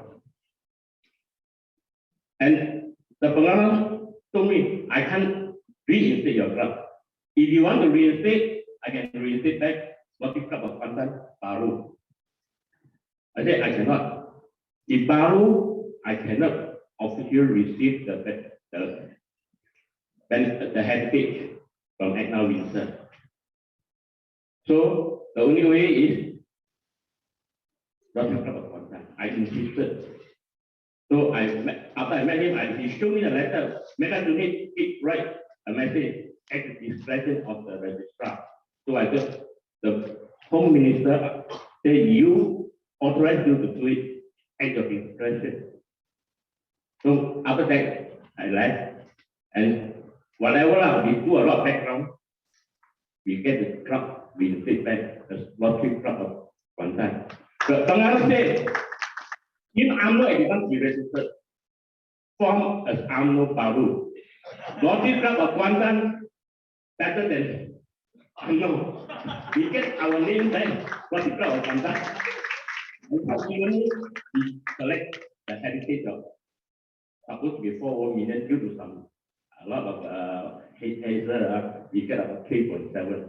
Out of 3.7 million in the last 20 over years, the interest collected is more than 2 million. And we have done this to the company people. So at least I will say, I'm very proud that our club have contributed a lot of the service to the people of Kuantan. Thank you. Strong story is a strong leadership, strong character who came forward, to solve the problem, right? That's what leaders do. Die, do lah. Well done, John. Next is President Thiaggu from Rotary Bandar. Thank you, PAG Rajj. Okay, my Rotary moment, of course, I joined Rotary 7 years ago, and I was introduced fantastic fellow Rotarian in my club. And not only they are excel, they also make us excel, and they all do a good job. So I want to talk about my Rotary moment in Sarawak. So first, when I joined Rotary, of course, in my club and also district always said we call four-way test. You cannot talk about business and all those things. But eventually, after I joined, I'm a contractor, so I do a lot of civil job, buildings, bridges, flyover. So I got a contract in Sarawak. So before I got a contract, I used to travel with DGND, Arvind, to Sarawak to visit few clubs.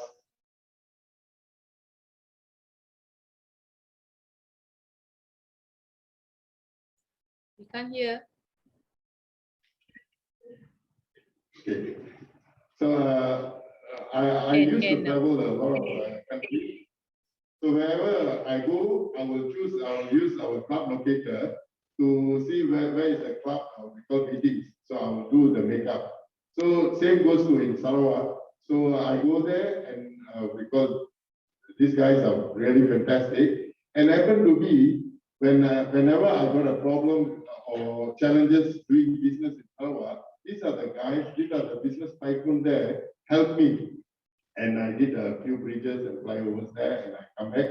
Still, same goes people to other countries also. I went there, I fellowship with them, and now I got a lot of friends throughout the world. So just now when they say the global projects and all those things, then I'm thinking when we belong to the Rotary family, we are global citizens. So we go anywhere. What we call Rotarian is that. Thank you. Thank you. Very nice moment of broadening and strengthening his network. Well done, well done. So the last is President-elect Huruleign. I got it right. Save the best for the last. Thank you, PAG Rajj. I put everything in the notes so I don't forget. I grew up in a family which from very young,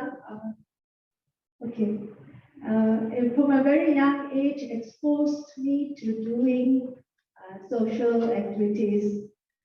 One of my weekend activity was my mom would take us to Shashaho and to spend the afternoon with the children. We would play with them because at that age we were very young. And it exposed me to understand many things and to be grateful for the little things that we have in mind. Okay, coming forward. So, my father's the type of person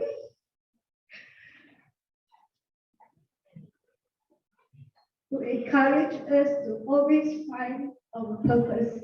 I remember when I was starting school, I was finished KD and I was going to Standard 1. And I was very excited. And the thing that he advised me is, we are all born here for a purpose. And his advice to me was to find my purpose. So this is me growing up being friends. This is me growing up thinking that when I hit my millions, I will do charity, I will reach out to the community. And every year went on, life challenges through few boomerangs, all kinds of situations. So come forward, November 2016, I was invited to an interest group meeting, who was meeting in Commonwealth Club. And that was like, actually, I have had few invites to Rotary meetings. So here I am at this Rotary meeting, and it was in an interest group forming a charter. And I realized that for me to do what I want, I cannot do it alone. And that's when I decided I was going to join Rotary. So our club was still an interest group, but what we did was, even before we got chartered, there was an activity. Rotary Club of Damansara was planning to organize a Christmas cheer program. So we were hosting about 1,000 people, and they come from various backgrounds. So they are children from orphanage, the deaf, the dumb, the physically disabled, senior citizens. And this event was organized in the Jaya Times Square Hotel Ballroom. We started the event in the afternoon. It included games, so we had several game stations. We offered popcorns, candy floss, candy canes, all in the light of Christmas. And the best part was at the end of the evening, we hosted them to a night-course dinner. And all of us were stationed in different games, and the joy, it's like children being, they come dressed up in their best, and seeing their excitement was my extra kick of it. Thank you very much. Thank you. From her moment, I captured one word, is purpose, right? There's a purpose why we joined Rotary. The purpose why you're elected by your club, why the club trusts you, why the members are looking up at you as a leader. There's always a purpose, right? So how to strengthen Rotary spirit and members' engagement? The purpose. What's the purpose? So what's your Rotary moment? Think about it, yeah? And Zoomers, what's your Rotary moment? With that, I pass the floor back to the MC. Give a round of applause to all of them. Well done, thank you.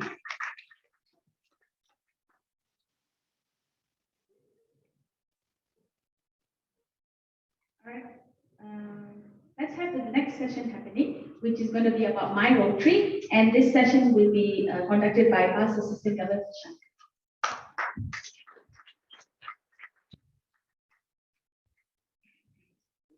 Hello, thank you, Dina.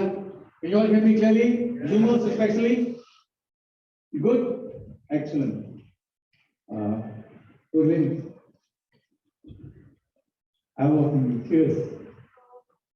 I think most of us actually could connect with what I want to say, but having heard you and leaving this audience in tears, I think it's my job to make you laugh with that.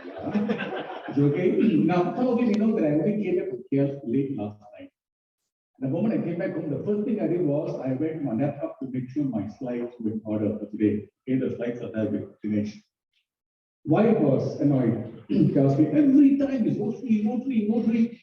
Don't you have anything else in your mind? I said, I have you in mind, but Rotary takes my time. I'll always care for you. I'll always love you. I'll always look after you. But right now, I have to do good in the world. And that is how the thing is to come up today, right? So the other thing I would just want to tell you what I'm talking to you is about Eddie the eagle, not the eagle, but the guy on the skis, right? He had a purpose. His goal was, what was his goal? Coming quickly. I want you to be energetic because after lunch I know you had a good lunch, but I want you to talk. What was his purpose? That's all, isn't it? So what's your purpose here today? What have you come here to achieve in this training? The sun's gone up, right? Yeah. Your side. My side. Use purposely doing all this. Cut me off. Use the mic. Use the mic. Are you okay? Can you hear me? No. PAG Shankar, I suggest you use a handheld mic because a wireless mic is not picking up your sound as well. I would like to hear my own voice through this. Okay, never mind. So, what is your goal? I asked you just now. What do you want to achieve? I know some of you say you'll be the best club, I want to achieve this, I want to achieve that, but finally, end of the day, where do you see your achievement? Where do you see your results? Where do you see where you've come from and where you're going to? Where do you see it? In MyRotary. And the thing that actually measures your performance is something called the dashboard, and you get your citation. Some of you may already know about it because you've been a president before, treasurer, secretary before. But now you're coming here to refresh your knowledge on how to get to the citation. Now, this morning also, as I'm talking to you, one more quick advice. If you've got your devices, your laptops, your phones, your tablets, try switching them on and try to log into it, right? I want you all to see how the slides can connect with what you're going to go and do back home. Okay? Raj, where are you, Raj? Yeah. This morning you was asking me a question, the difference between the coach and the mentor. Was that question answered? No. What's a coach and what's a mentor? Come on. I want you to think, if I don't ask you questions, you're going to like goes off, right? Anybody? Any takers? Quickly, I want to start up because I have to finish this quickly and I've got things to do. Come, I've got wake up speech for you all. Come, pass it around. I think I'm the first trainer in the section to give you all speech, isn't it? Right? Like cool kids, huh? Pass it on. What's a mentor? Okay, I'll give you a tip. Yeah, what's it? You can all sit down. Relax. Be like a teacher, whereas a mentor is like somebody who's beside you together. Okay, that's one way out. A coach coaches, the mentor mentors, right? Coach coaches, mentor coaches, and motivates. You know something? When Raj asked this question, I was thinking, what does a coach do and what does a mentor do? You're right. A mentor motivates, takes your performance to the next level. Right? I'm the coach today. I'm going to show you how to do it. Different. I'm very hands-on. I'm not going to come and give you a big speech and tell you, oh, you must go like this, you must fly like an eagle, you must land like an eagle. No, I'm going to show you what I'm your coach today. So it's a bit different. Okay? Now he talked about the eagle, isn't it? Right? He talks about the eagle taking off, right? So but the eagle keeps flying forever. At some point he must come down and land, isn't it? And you must already decide your landing point. Where you're going to land, when you're going to land, how to land. Sorry. And what are the key things in performance measurement? Any of you from the manufacturing background? Minded, I know you are, the manufacturing side. Anybody else manufacturing? You are. If I tell you about the Deming cycle, do you know what it is? PDCA. Plan, do, check, and act. Okay, each time you do something, you must come back and see what you have done wrong and improve on it. Talking about eagles. If you make a mistake, what do you do? If anywhere in your presidency you make a mistake, what do you do? Don't worry, there's no wrong answer here, Correct it. How do you correct it? How do you correct it? Different approach, some more.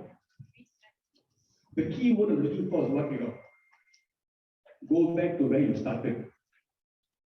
Go back to where you started. And while he was talking about the eagle, you know what I was doing? I was checking to see which bird can fly backwards. So go back and fix things from where you started. Things are not going right because you started wrong. I realize that about. Hummingbird. Small guy, that comes to your house. Flutters. You go backwards, Have you ever realized that? Be the hummingbird sometimes. Eagles can't go backwards, They can't. And you know which bird doesn't land at all? It's always in the air for the most part of its life. This is the most amazing bird because I've seen this bird on TV. It's a wandering albatross. It only comes to land when it wants to lay eggs and breed. Okay, that's the bird. Now, I have got for you, I spoke to the district trainer. They'll come to you after the session, right? And before I start, this is the last thing I want to share with you. My skill in MyRotary is not because I became a star overnight. I learned how to master it. Not so much my own, because I owe what I learned to some very important people. And just like how I owe my expertise in MyRotary, I owe it to the trainers who trained me. Similarly, I think you all must be grateful to the people who have come today for this session to show you how you can be better performers on your own. My first guru in MyRotary was Gopi. He's not here today. There are two of them who are here who have been very, very patient and taught me almost everything I know. One of them is Kenneth. Okay? While he's doing surgery, like to stop our pain, tell me what to do next. You know? But I surgery, he charges the patient less. So it's okay. The other one is Arvind, right? So with that, I want you to follow what I am going to show you. Please do that.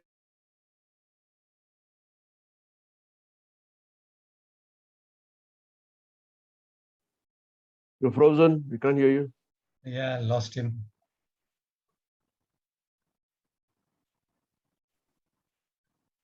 Anyway, I think we're supposed to go online, MyRotary.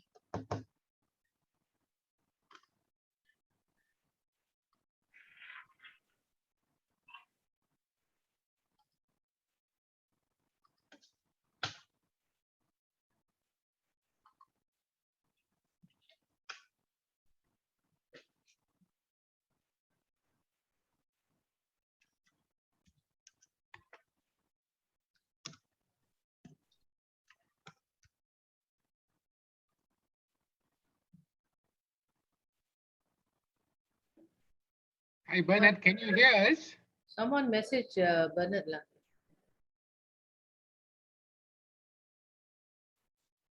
I'll call him.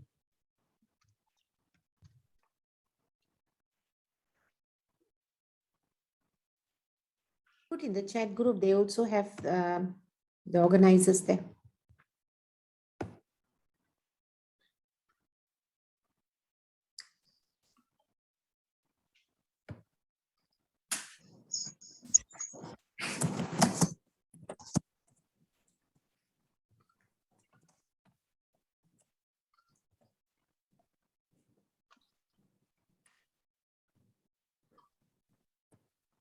Yeah.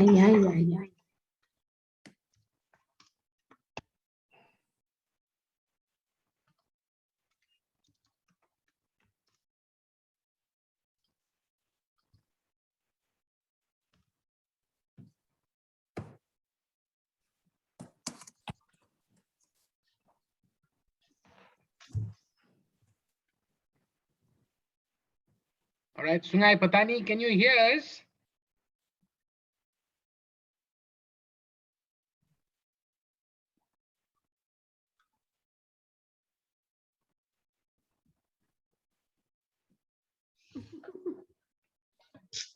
Sungai, Petani. Obviously, they can't hear us, Ajmal. Obviously, Sungai Petani has gone off the radar. Oh, we have gone off their radar. Houston calling Sungai Petani. I think we Come on, have Sungai gone off Petani. their radar. Oh, Con- God. I guess this is one of the downside of going virtual. No, it's hybrid. This hybrid thing is very difficult. You must have the proper system. Either hybrid is just a huge challenge. Yeah. Yep, agree. Very More than challenging. Very more challenging. than the system, the internet has to be very strong there. Yeah. Yep. To support such a big group, you know. Actually, I think the tech team is trying very hard. And they are moving, and this Shankar is moving without realizing that half the participants are Hi, Bernard Rajendra here. The screen is frozen for Zoomers. Please, we need your intervention. Please, yeah. Thanks. Bye. Thank you. Bye. Sure. Yeah. Thanks, Rajendra. Thanks. Sure. They needed the right voice. I couldn't get to get to Bernard. He got to Bernard, but I got to Baskaran. I spoke to Baskaran. Rajendra spoke to Bernard. I tried to contact Bernard. He didn't answer yet. Something is happening. I don't know what's Wrong happening. person. No, maybe, maybe there's just too many interventions. I mean, like you Yes. said, you have to have a very strong connection. Very effective. We I tested it think, out. I think the internet is having a lunch break as well. They tested the whole thing out on on-site testing of the Wi-Fi on Thursday. Okay, we are back. Okay. Now, this is what I'm going to teach you today. Only 4 topics. Only 4 topics. Try to bear with me, and when you go back, I want to share screen. topics. It's no shared First screen. one is Yeah. assigning club officers. The thing is on the blink again. The missing clicker. Shankar, we can't see your screen. You can't see my screen. The one is under burden. Burden is operating now. Hang on. Give us, because the internet connection is slow. Oh, internet is fresh. Everyone is logged in. Oh, because of them logging in, is it? Okay. Okay, Shankar, can you just go back about 3 to 5 minutes because the Zoom has completely lost you? So just do a quick recap, please. I was talking jokes, don't worry about it. Nothing there, nothing valuable about Rotary there, don't worry. No, your jokes are not as good as well. So you got to go back and do the screen sharing. Oh, it's not all my jokes. This is being recorded, Shankar, right? you don't know Ajmal, please. No, it's not again. I tell you what, you better change this clicker. I've got my own one. You want that? Because I'm handling something else here. Give me a second, Okay. Zoom is meant to go log into what do you call that? MyRotary. MyRotary, yeah. Yes, if you can go ahead and do that. But Log we're into using the MyRotary on laptop. No, but DG, we're using our laptop for the Zoom. How do we do that? You can minimize and Yeah, you can minimize and open another and window. Yes. Okay, thanks. I think. Okay. So the first thing I want to talk about Perhaps is if the Zoomers came off the video, it doesn't take up so much resources on the internet. Can I continue, Ajmal? Yes, still no yes, screen share. I'm ready. Okay, this thing is being recorded, so nevertheless, you'll have the recording available to you later. Your thing is still blinking, huh? Oh, God. Okay, I tell you what, forget this. You click for me there. Finish. Can you click for me there? Does it work? It's working now. Can you click for me there, or shall I use this one now? Yeah, you can use that. No, okay, there. First thing, as usual, you go into, okay.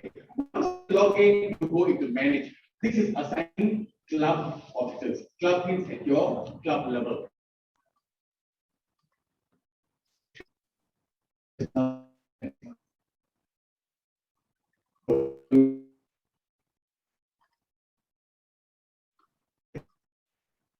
Don't touch this way, only touch club. When you hit that, you will come to this thing.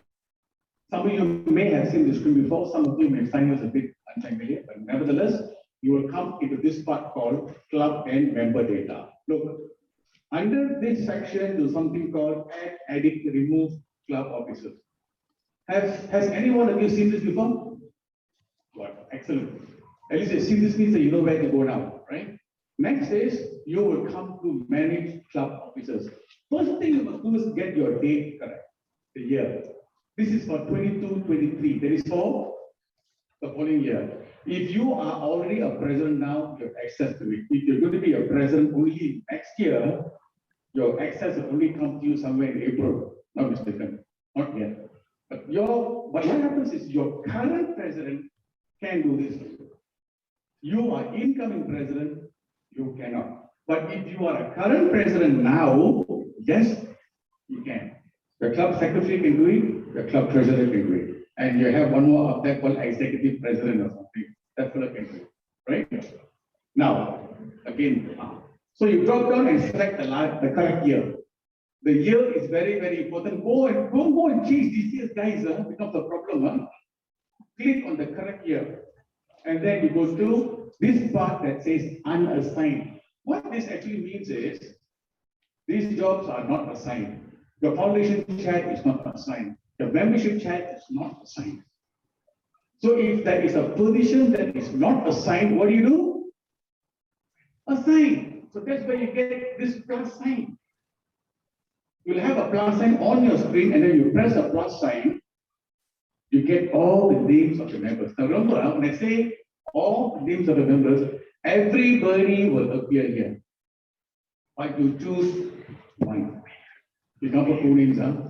If there's a change, you can always update it. You can update this as often as you want. There's no restriction. It's not like once I put the thing in, this thing is hard coded. It doesn't work that way. Then you can also search by name, search by email. Now remember, you opted for what earlier, and the club admin. So whatever you see there is only for your club. You won't see anybody else outside your club. You won't see district data. You can't see other clubs. You can only see your own club. And then on this part, we'll have the list of your club members. If you have 20 members, 20 names will come out. So all you have to do is select the name. You see the word select there? Select the person who wants to be your next incoming officer. Now I'm going to ask you a question. Kishan, you are incoming president for my club, isn't it? Sure, don't change your mind. I know people come for training and then just before taking off, Zulaikha, sorry, I cannot continue. Right. How many names can you put for as a director or foundation chair or membership chair? How many names can you put inside? Only one. Actually, you can have people with two names. I've seen clubs where a person is secretary, a person is also the public image chair. Okay, but you cannot put all the 7 positions the same guy that you will run away. Don't do that. Safe. Now, MyRotary works in such a manner that every time you do a change, it prompts you for a save function. Don't forget to save. If you forget to save, don't worry.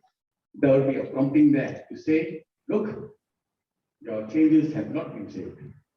So actually here it's like idiot proof. You know, I hate to use that word, but it's idiot proof. So basically, you have nothing to worry about, right?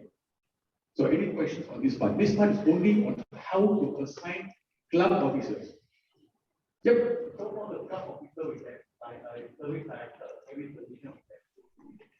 No. What I'm going to say is, if one person is club service director, the same person can be your PI chair.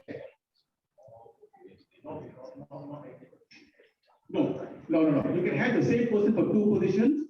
You cannot have 2 people sitting in the same house. In other words, like.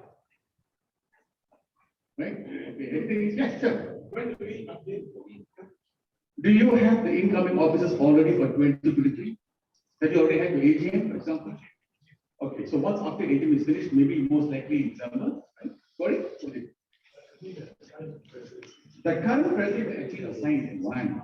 But if there is a change, you can still change. You can even change the after AGM. You can even change the next. Let's say one of the presidents or one of the people in the club is PRF chair.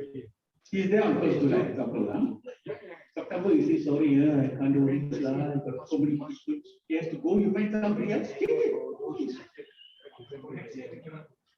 You can. It's open to your current secretary president. If you have decided who is going to be, that let me go back. Remember this year here? I've got access to it. If I can, you can. Don't try. If you cannot, then you wait. No worries. Just get the year correct, because you go change somebody there now, then the guy who's actually there now is going to be replaced. Don't do that. Be very, very careful. 22, 23 is your term, but Mr. Kumar's here. Okay? Any question? So easy lah, right? The first model I'm talking about is always one. Now we take it one level higher. Okay? You all want to be eagle, isn't it? Huh? No. Oh, no one wants to be eagle anymore, suddenly. Right? Let's take you to the next level. We have taken a lot of trouble to come here today and present you what we can. I really hope that it adds value to experience. Okay. Okay, next one. How to set goals. This is one of the biggest headaches I have faced in the current year. In the current year, I'm actually with DGND, helping her team on how to set goals and follow up on the goals and update the goals. It is not difficult, it's just to be disciplined. Now, just follow my screenshots. Zulus, can you all see my screen? Yes. Very good. Okay, now, same thing. The first thing you must do is always log in. Okay, I don't have to come and tell you, you must log in first. Go into manage. Go into manage. Manage means you're going to operate on some of the options I have been said here. Go again to club and district administration. Next thing is this thing is a Rotary Club Central. This is a dashboard. It's got everything that your club is going to achieve, hopes to achieve, and will report by the end of the Rotary year. Okay, so go into Rotary Club Central. Once you go inside here, you're completely Butterworth Club. You know, like Butterworth to me is one of the best clubs. My home club. Baskaran is here. District trainer. Sorry, I didn't show some Petani. Maybe a trip at school. So what happens here is, you will find these charts. These charts are not very difficult to understand because all your options are here. It's the graphical form and numbers here at the bottom. Your male, female, your attendance, not attendance. You'll have your membership increases, your tier activities, everything that you do for your Rotary club is inside here. So the first thing you do is all club and you select your club. Now inside this option here, there's something called my club. I'm a high power user, so I can see every club in the district. You cannot. As incoming president, you can only see your club. So you go down these clubs. I can see other clubs, I don't touch them. Okay? For you, you'll only see my club, your own home club. And what you do here is, on your my club, you will have the first part called this goal center. Goal center is for setting goals. The Manchester United Liverpool fan on here, setting goal is a goal, football goal. Now, before I go into the actual goal center, how many times can you change your goals in the goal center? And it takes us, Mr. Yo, how many times can we change goals in the goal center? No idea. Anybody else have an idea? Sure. As many times as possible. Give us a sweet, man. Finish the sweet or not. Finish one more on them. Okay, so you can set your goals as often as you want, change them as often as you want. Every time you do it, you must do something very important. You change your goals, what do? Save. That's it. Each time you do that, don't forget to save. So here we have this block here. It's all in red, right? And then you think that I'm showing 21, 22 because next year I can't disturb his goals.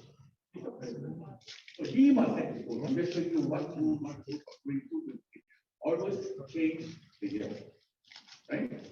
And then on this, the first tag is called members and engagement. This will tell you how many members you want to increase by what target membership you want to achieve. Your target membership is as of what day? For year end 22-23, what is your target membership by what day? Exactly. That is the target that's going to be by 30th June. Now what happens? I'm just curious. You put target of 30. I'm going to become thinking. You put a target of 30. On 30th June. On 25th of June, you only have 27 members. What do you do?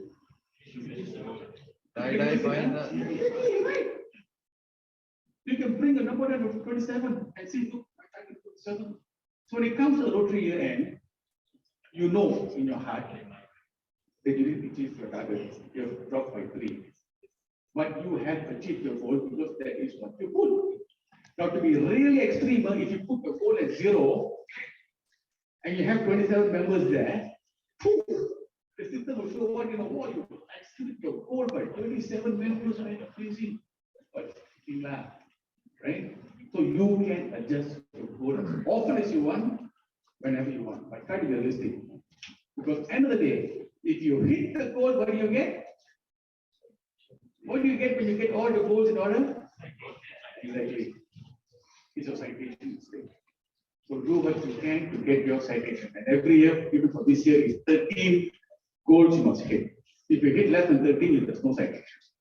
So unfortunately, sometimes we want to consider moving your goalpost. That's the way I see it, right? Okay. Now this is your goal center. Put in what you want to put. Put this as soon as you can.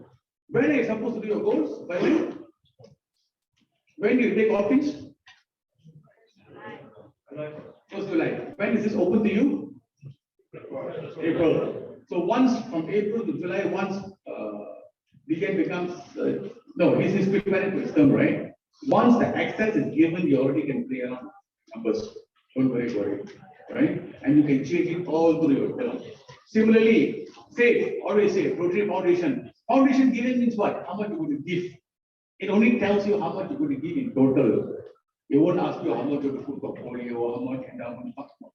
It's all mostly for annual fund share. Just put your givings, right? And then of course your service and your leaders. This is the intra-club, Rotary club, all those things like that. And your public image. Service, remember, I don't show it you here. You must put your service projects here, and the other side you must load it into showcase. You must put it on both sides. If you put only here and nothing on showcase, it will not pull the data in. You must do it on both sides. Have you ever done it before? Have you ever tried before? Got it? No. Okay, you both sides. For information, the training team is going to be with you for the whole year. We will support you. That's our commitment. Anytime you have any issues, you'll be able to come and get better. Right? Don't worry about that. So, all this shows you all the goals that you have put in, what you have achieved, and what you have to do. There's the one screenshot inside. Right? Any questions so far? Don't play around. Go back and play around. Okay? Now, this is the other one on membership, right? Put that membership, whatever. New members want to give. Service participation is how many members come for your project. So that's it. I'm done with this on your goal center for this. Any questions? You can ask me afterwards if you're shy. Some people don't want to ask questions, you know why? I ask them, they think that they don't know the answer. Okay? Huh? Definitely. I've told the Kenneth is there. Okay. I will give him the name. We'll give one copy later on, right?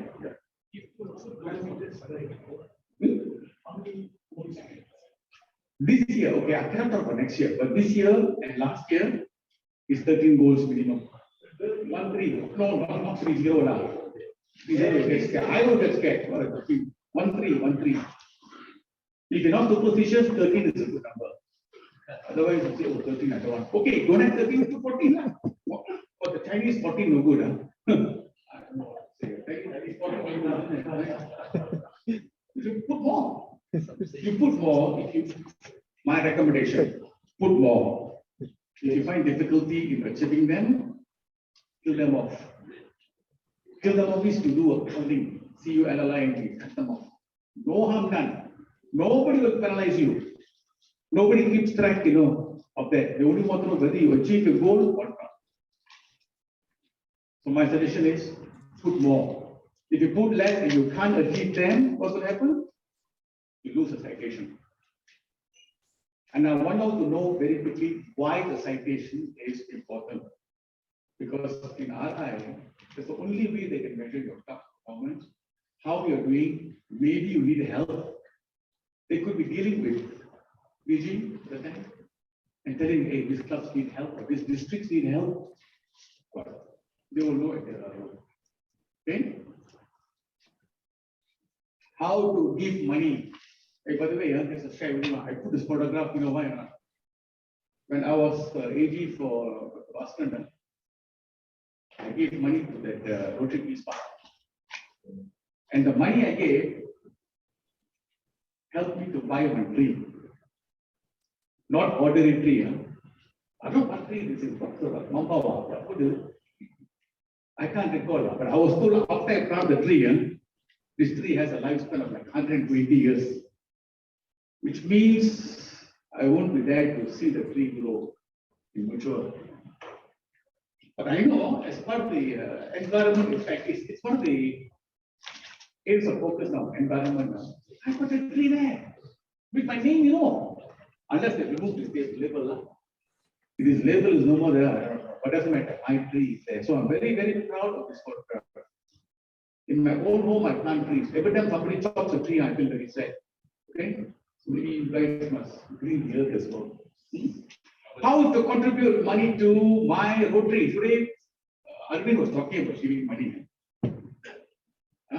How the money goes, doing good in the world. But this is how you do it. This is one of the most important modules you'll ever come across inside MyRotary, right? Once again, login. I always put my name through login. And then you press on donate. There are two ways of doing it. You can either press donate. Okay, you'll get the screen next page. I'll show it to you. Or you can do take action, give, and give now. Give now means not give and then wait for next week. No, now. When you log in, you type in on give. It's like I'm doing it now. But what are the options available? Okay, we'll get the screen here. This screen is a very important screen because this shows you all the options as to where you get your money. You got the annual fund, the folio plus fund, can't even see now.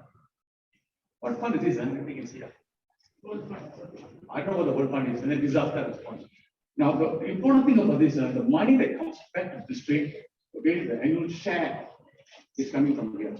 Everything else that is specific to that fund, that money won't come back. It's for a specific purpose. If you're giving to the environment, it's only for the environment purpose. So you can click on this annual fund, the features and courses, and you'll come inside here. If you click on annual fund, you'll have all its options here.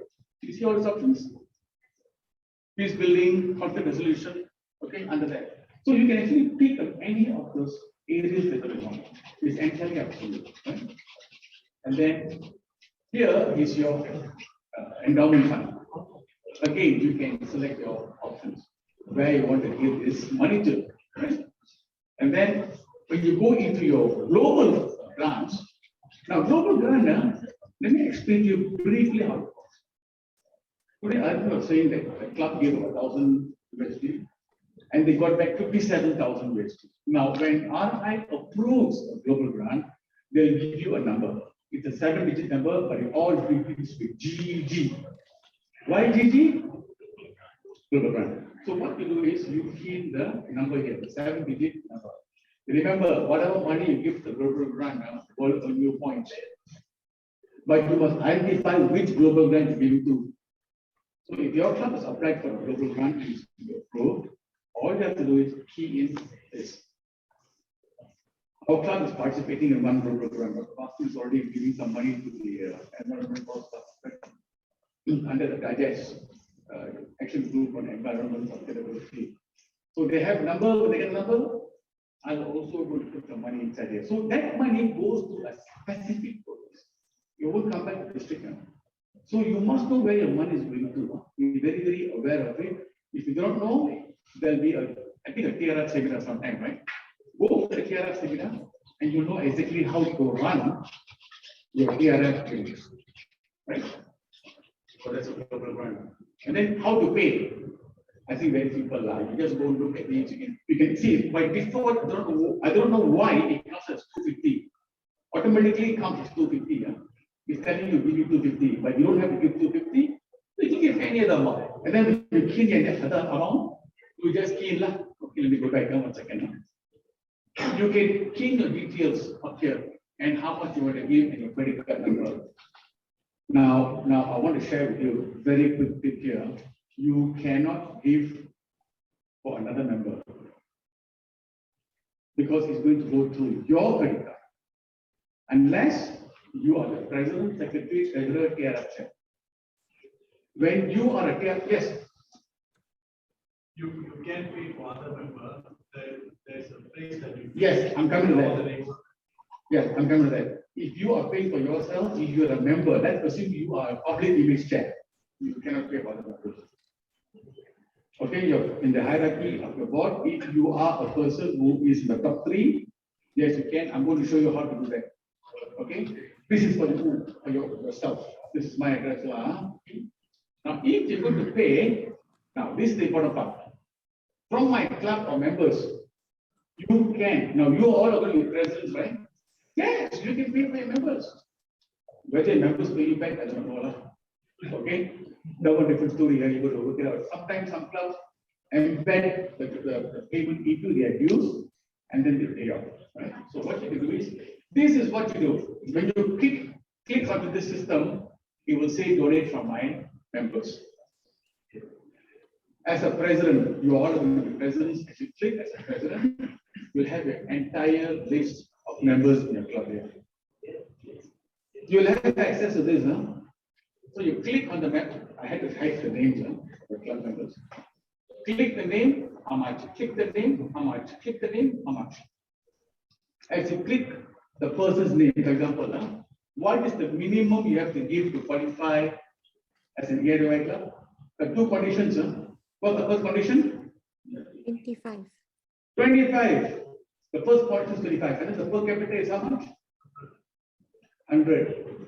If any one member in your club, any one, does not give you the $25, can you qualify for EROI? What do you think? Everybody gives 100 except one guy. I won't give you, no need to give. Not compulsory. What do you do? Can you qualify for EROI? Oh yeah. Why they don't give $25? I don't know. But to go and eat one big makan at a fancy restaurant and pay like a couple of $100, check up. Lanka will $1,000 one, you know. $1,000, right? So you see, once you put those numbers there, the total for you, and then you charge it to your club. No, charge it to your credit card, your own credit card. Then you put your club and get the money back. Okay? Sorry? I'm just doing it. I have a credit card here, so it doesn't work. No, the Wi-Fi is a bit lagging. Or maybe one of the members is blocking you. Okay? No, you can go back and try because I'm going to be here for a while. You can keep trying output. Maybe you can use your mobile data. Try using your mobile data. If it works, good. If you cannot, go back home and try it. My phone numbers are available from District Training Team. I am in your presence group. Huh? Yes. You can always come back to me. Just give me a call. During decent hours. I don't do this 24/7 thing. Huh? 24/7, only one person operates right now. Anytime you call him after feedback, is that answer. It's a call center for you. Huh? Okay. No questions on this? Sure, go ahead.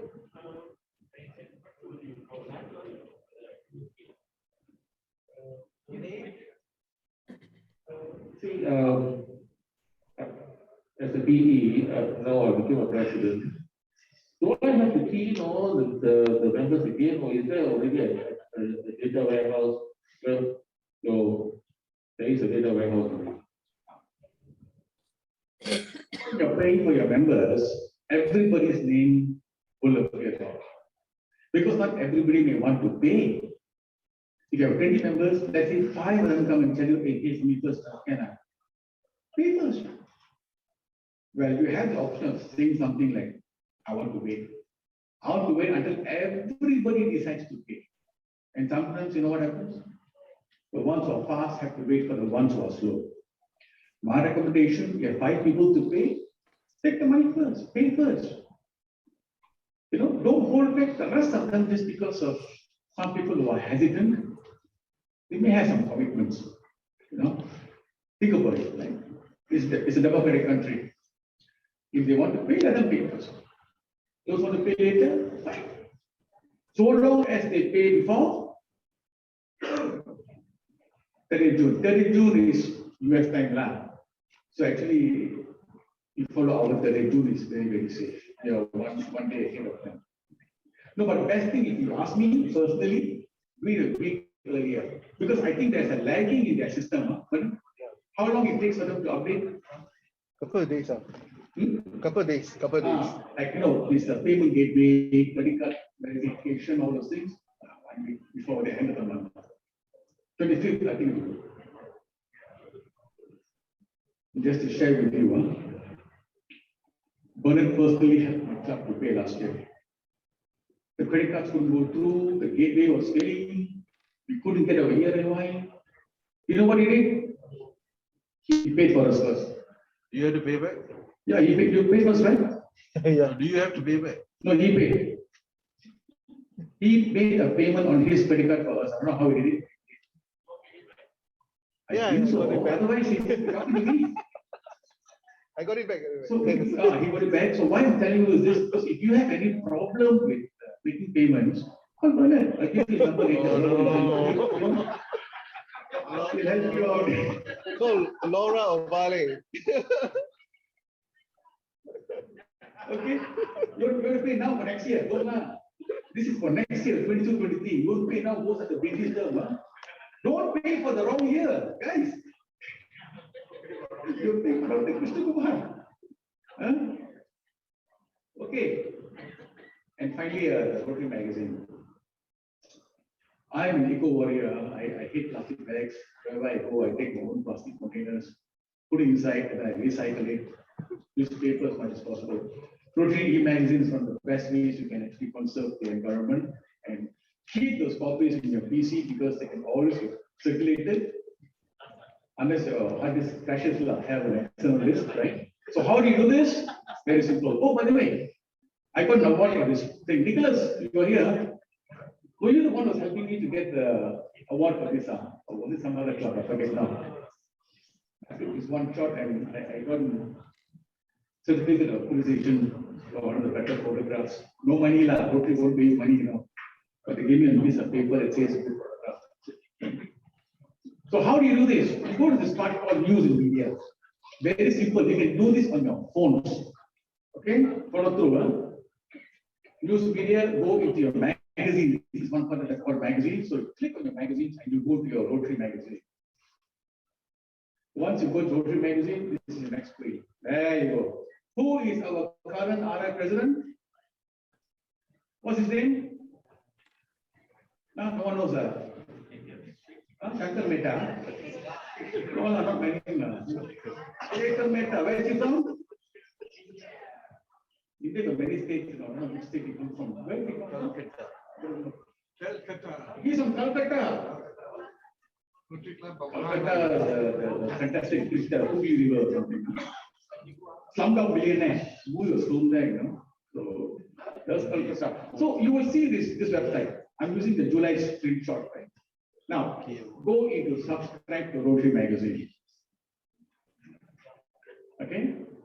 And then after that, go to the bottom part. Next page. Next page will come to this. This is a subscription screen. Key in all your information that you have, including your email address. Speaking of email address, I must warn you, I think some of you may have email addresses in your MyRotary that is different from what you're using on your Google group or something different. If you are, you got to use your official email address that is registered in MyRotary because they're going to use that to tag you. And then just text on this. Don't read all this fine print, all this. And then you submit it. Once you submit it, it's done. It takes about 2 months, 2 months for the thing to start taking effect. And once the magazine comes, all the magazines are filed in my laptop. Beautiful resolution. You can enlarge, you can make it smaller, you can email out. Who are your people who are talking about membership just now? You're a potential member? Send them this. This is what we do. This is what RI does. Beautiful photographs you get, high resolution. Of course, some of the traditional ones who are going to give the old magazines, fine. Cheaper. You save money. I forgot $2. $2. After that, you save money. I never really counted the money you save. Small. Yeah. When you get your RI invoice, those members who are taking the e-magazine, you pay less. But whether your club wants a refund to you, I'm not so sure. No. They won't, okay, then forget. Go, support the environment. We talk about environment, but what action are we doing? We must list the message, right? So these are the simple tricks I've taught you on MyRotary. I'm open for a few more questions before I pass the mic to the next person. Any questions? Anybody feels like crying again? Huh? Come. No. Only for Rotary we are members.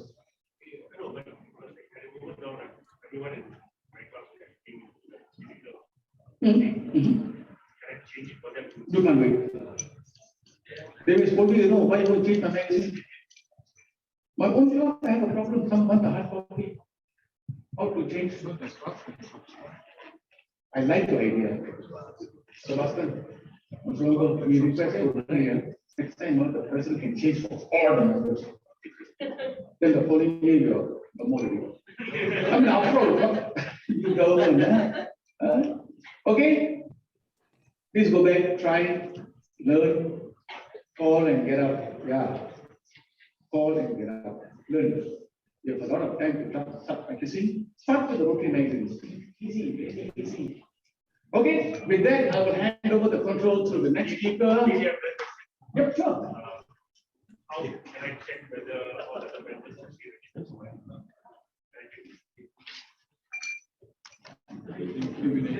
The club can subscribe, not the individual. Good question. Let me take note of that.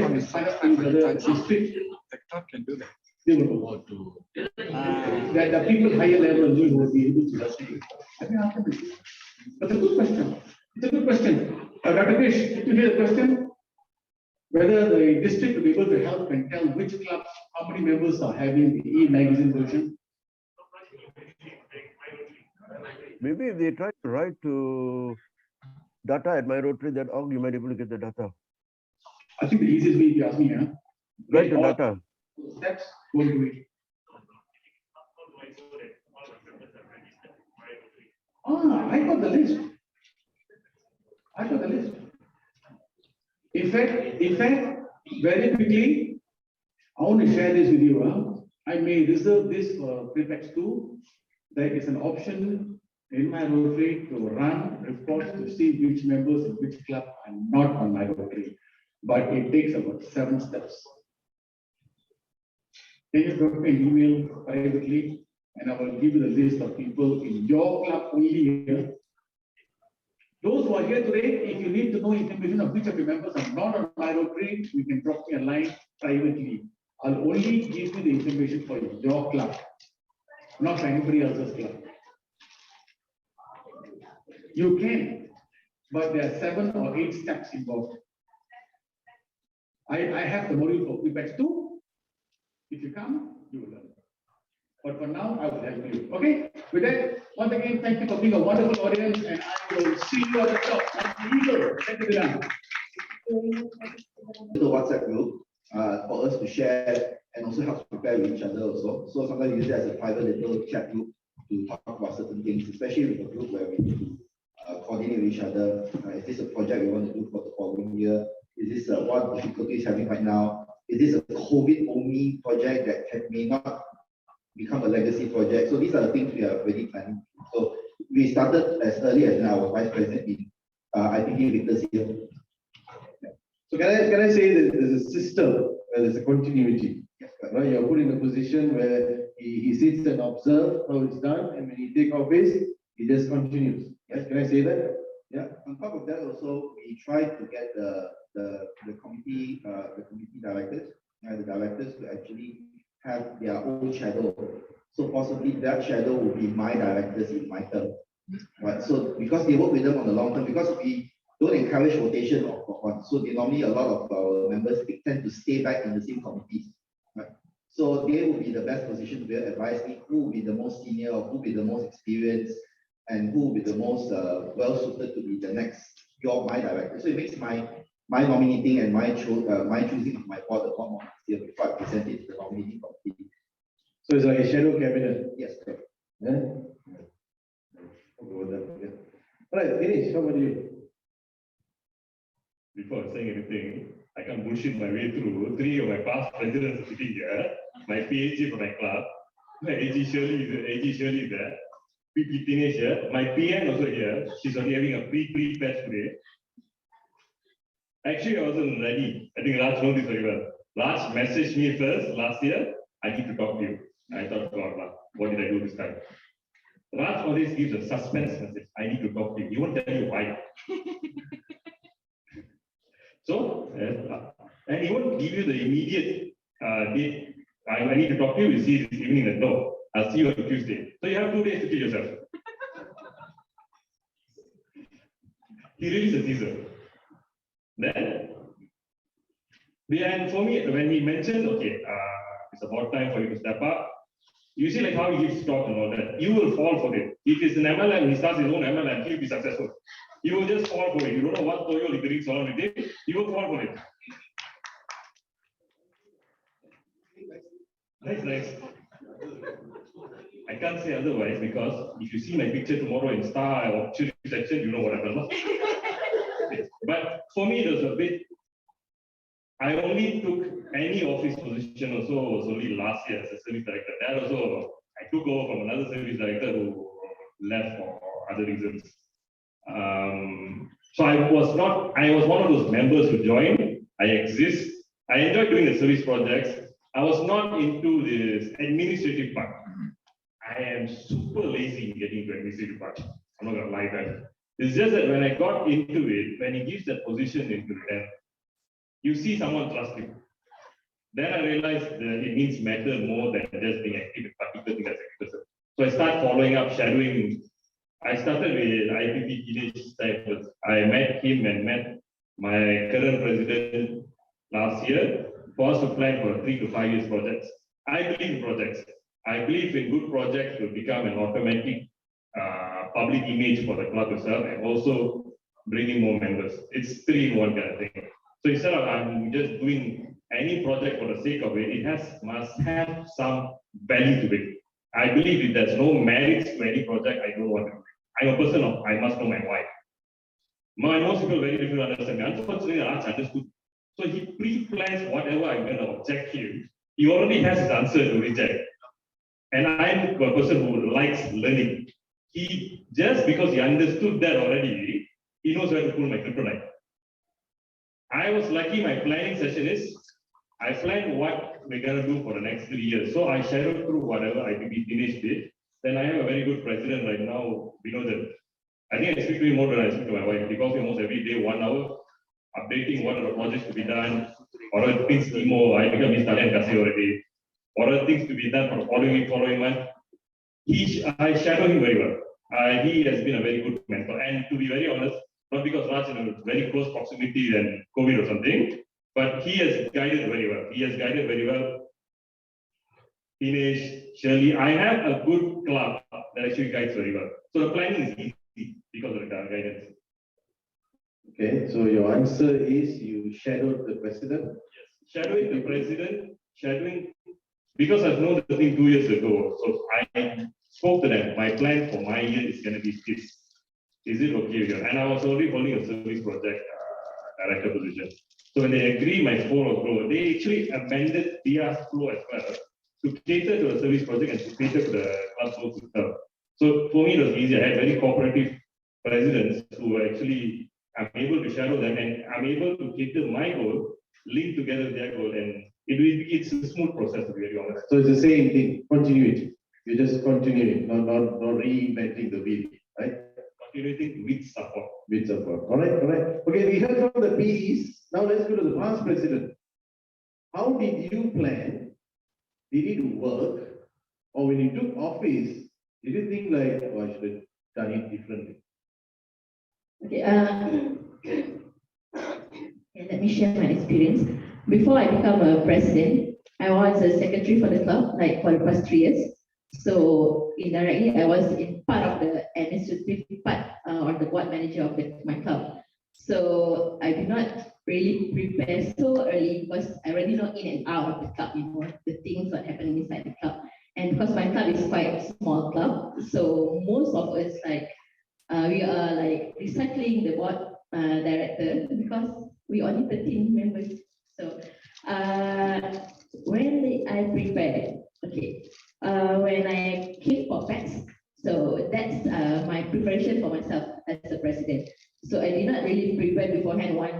before, like, no. When I came for PET, so that's just preparation for me for as the knowledge for presidency. So, and then when did I set up my board directors? During AGM. In fact, 6 months before I take the office. So once in the AGM, because we need to ensure all the board managers and all the board members are being elected, because we need to endorse it. So basically, the planning is like 6 months before is the extensive preparation for it. And a month before I take the office, this is during the Passover. So during this time, we will have a meeting and then discussion about what is the we want to focus, what's the main focus we want to do during my year. So it doesn't take a very long time to prepare, it's just like 6 months before. All right, thank you. So from your answer, I can say that plan with your board, right? Plan with them. I'll come back to the board more. Before we go to Dr. Rajesh, but please help if there's anything on the chat, any question or remarks, please help to share, yeah? So far, So far, what? Good means none. None. Okay, good. Dr. Rajesh? So just before I start, we had a preparation. A week back, one session, 1 hour, and Ashwin told us this is going to be the flow. And 3 days back, we heard that Raj will take over the session. And I said, forget the preparation. It's going to be good. Forget it. Yeah, it's going to be good. So, pray for that. Yeah. So, we just heard from Zulaikha. She was president when I was AG. And she didn't say a word about the AG in the preparation, right? So, right. So, to talk about my presidency, quite some time back, 7 years. So, I go by what people said, our club has a culture of training us quite before, and we have typos in the club. Yeah. So when you are PM, when you have the president nominee, we already start the process before we follow what the PE does or the president does. And as Zulaikha said, 6 months prior, when we have our AGM, we get the board involved. With the entire club in, get the preparation. Way down now, it's much easier with MyRotary there. So what I did when I was AG, we get that. All the presidents were on the Zoom, and then we opened up MyRotary. And as AG, we can open up the groups, the group ones, and we plan the goals. So they went back to their board, they went back, and they came back the next week, and then we finished up. So that was a plan as the AG. This question is also for all of you. You know, yesterday we spoke about preparation. I'm sure you will be thinking, what is it to prepare, right? How many of you thought about that? Be honest. No, very honest. And you guys spoke about board, right? Next question, I'm going to jump. Nicholas, how do you choose your board? How do you select each position? Do you do that, or do you do a polling, or do you send a request out? What do you do? Whether simplistic question actually is quite a difficult thing to do, because number one, I think you mentioned this now when you introduced me at that time. I come from a very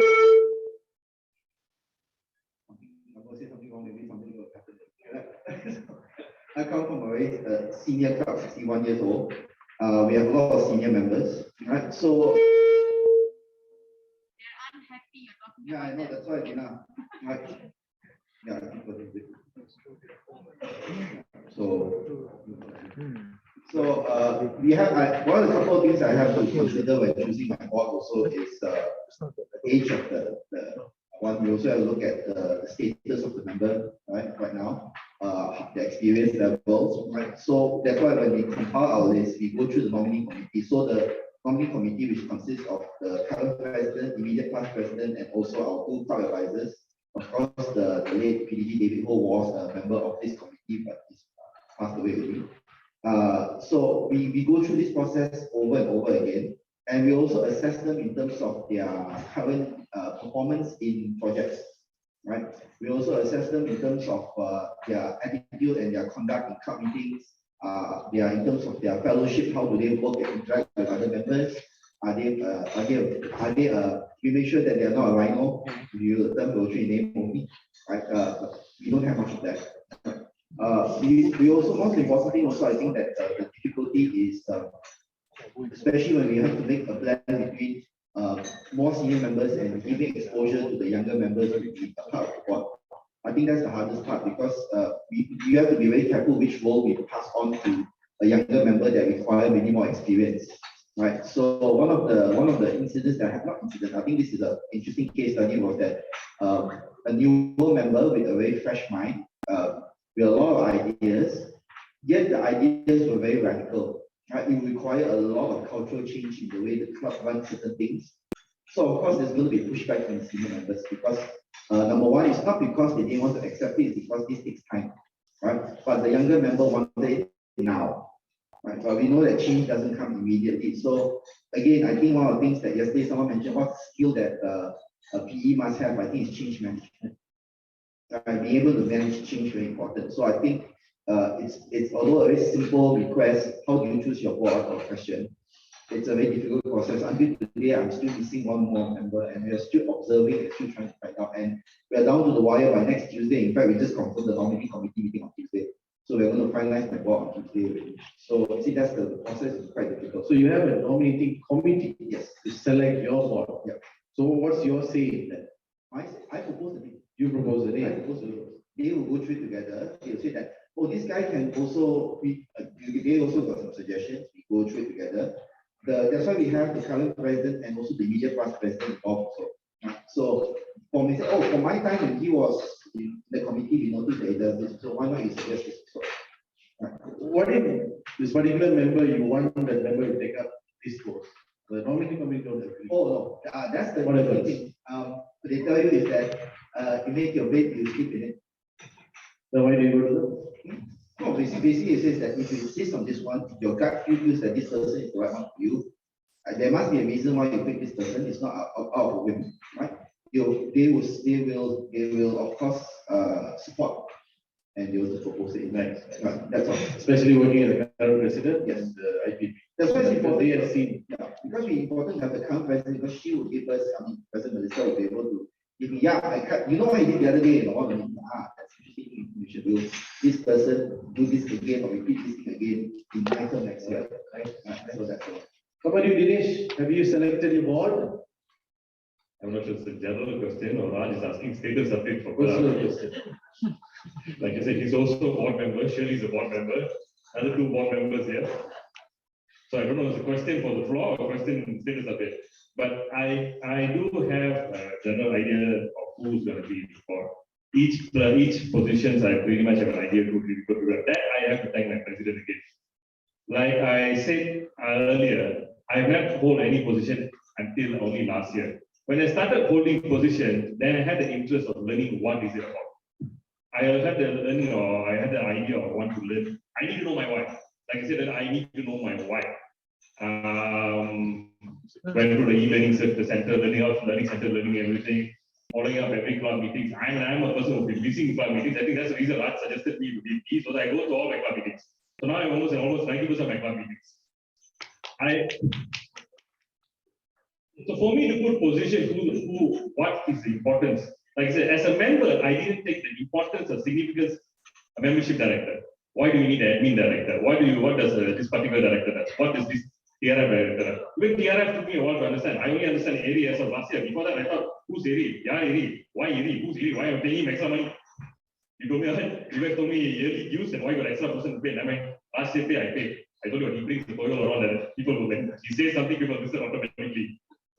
So I got, like I said, I had very good presidents where actually I asked, okay, what does admin does?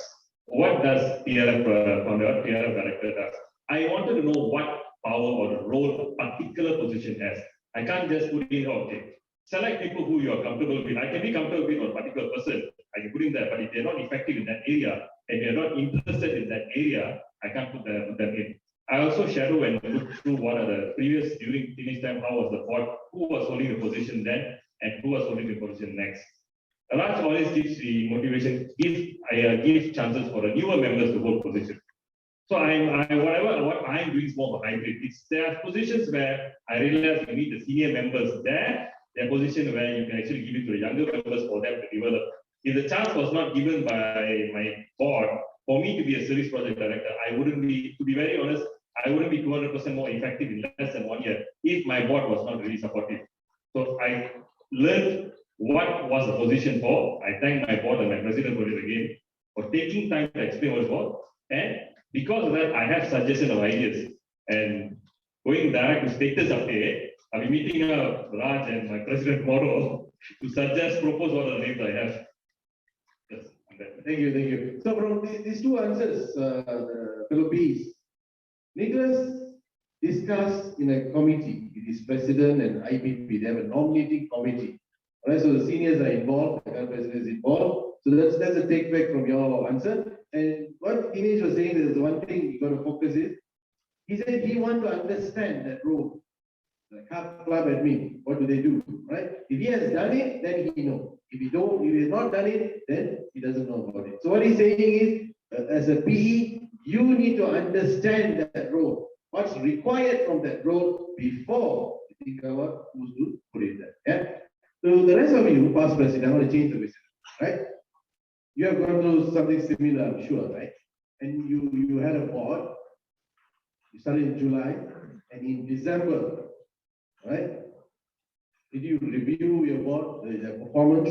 Did you feel like this particular person, I don't want to use the word regret, let's not do that. For some reason, the person was not effective, right? Did you go through that situation where you wanted to change that person? Let's not use the word sack. Change? Or what did you do to, re-energize that person, recharge that person? Was there any situation like that? I'm sure. What did you do when the board member was not effective and not up to your expectation? Okay, I'll make it very general. Can I also partly answer his solution to his problem? So when we have a membership chair, we also have a team, membership team. They are together. So even if that membership chair is not able to spend his full time, there could be anything, any emergency, the team stands up for him. So if you have a TRF, you have a team. So it's not necessary that you should go through the club admin. You can be the part of the team, work with that, and you already get the experience. So that's one way of countering. So it doesn't boil down to one person's idiosyncrasy or one person's availability. It's a club and the members who actually push that. No regrets, never had any regrets. Yeah, sorry. Good. Zulaikha. Okay, I'm from a small club with like around 13 members. So if let's say you said one of the board members do not really functioning, of course I cannot sack of my board members. Who else will be the members? Okay, let me tell you. During my year of presidency, I'm pregnant, 6 months on July, so I give birth on October. So actually, I'm quite lucky. My club members and board members are quite supportive. They are tolerating with my situation, so I can do online. And then during AGM also, they will still coordinate with my conditions. So on one point, I'm quite lucky to have all my members and board members who are supporting with the president situation. It's not that the board members are not functioning. So the president also, I have a certain limitation. So and then in December, one of my board members, which is my secretary, he needs to transfer to Perak. So we are having no secretary. But because I have experience being a past secretary for past few years, so I don't have any problem to fulfill the gap. And for me, for a small club, it's quite difficult if one of your board members is not functioning. What you can do is that you cooperate with other board members that you can think can take over the job. Means that we kerjasama lah, even that's not his post or that's not his task to do it, but as a team, you can help each other to fulfill the things. That's what happened in my club lah. Last time when I don't have the secretary, so part of the secretary job, I did it, and also my treasurer. So I'm quite lucky, I think, to have all this kind of support. Even in that condition, so we have managed to achieve a few, then to organize a few activities. And also last year, after 5 years, the club charter, we managed to get a PHF members, and that's all the members contribute to CRF. And then for a small club like us, if you have, the problem is that you are suffering to find new members. Then if you want to ask people to contribute, then that will be another issue. So, it takes time to motivate the members. So just no need to worry so much. For me, as a president, you can do what you can do. Just do not make your, do not put hard on yourself and for your members. What my past president and also my husband said to me like this is NGO. All the club members also pay the same due as you. You cannot push people to do like this and like that, because this is not work. You are not the boss in this club. So you are president, you need to motivate them, and if you want them to do something, you need to explain why, and then you need to show the example. If let's say for that activity only a few members come, it's okay. Then maybe they have other things that in their mind, or they have any things that they need to do. It's okay. Then next time they will come. So that's the things that what I learned and I want to share. Good. So please, what's the take back there? Right? When you choose your board members, understand the position first, and then assess their interest and skill. I think yesterday, I think Arasu mentioned that, right? Assess the members' interests, what they would like to do, what they have done in the past, then assign the position. Also talk to your president, your past presidents, maybe they know more about that particular person, right? And then also when your board members don't function, don't sack, don't push, don't ask why they didn't do. Inspire them, motivate them, mentor them, make them happy, right? It's a voluntary organization. It's not an office where you can sack and change, right? So we have to do it. The harmony is very important, right? Last question, very fast, last question. Every president, when you want to take president, you would want to do a project. This is your interest, right? The interest. So how do you plan your projects? Very quickly. Will you continue, whatever project has been done, or would you push for a new project based on your interests? Our club has some legacy projects, right? So we will run that, right? Because it's always been meaningful. And again, one thing good is that we always review, see whether it's able to sustain, right? Whether it's something that I want to do also. And it's also in line with what I want to do also. So I would, for me, this year, because of COVID, there was no signature project, but end up we also had a signature project anyway, which is the Blessing Child.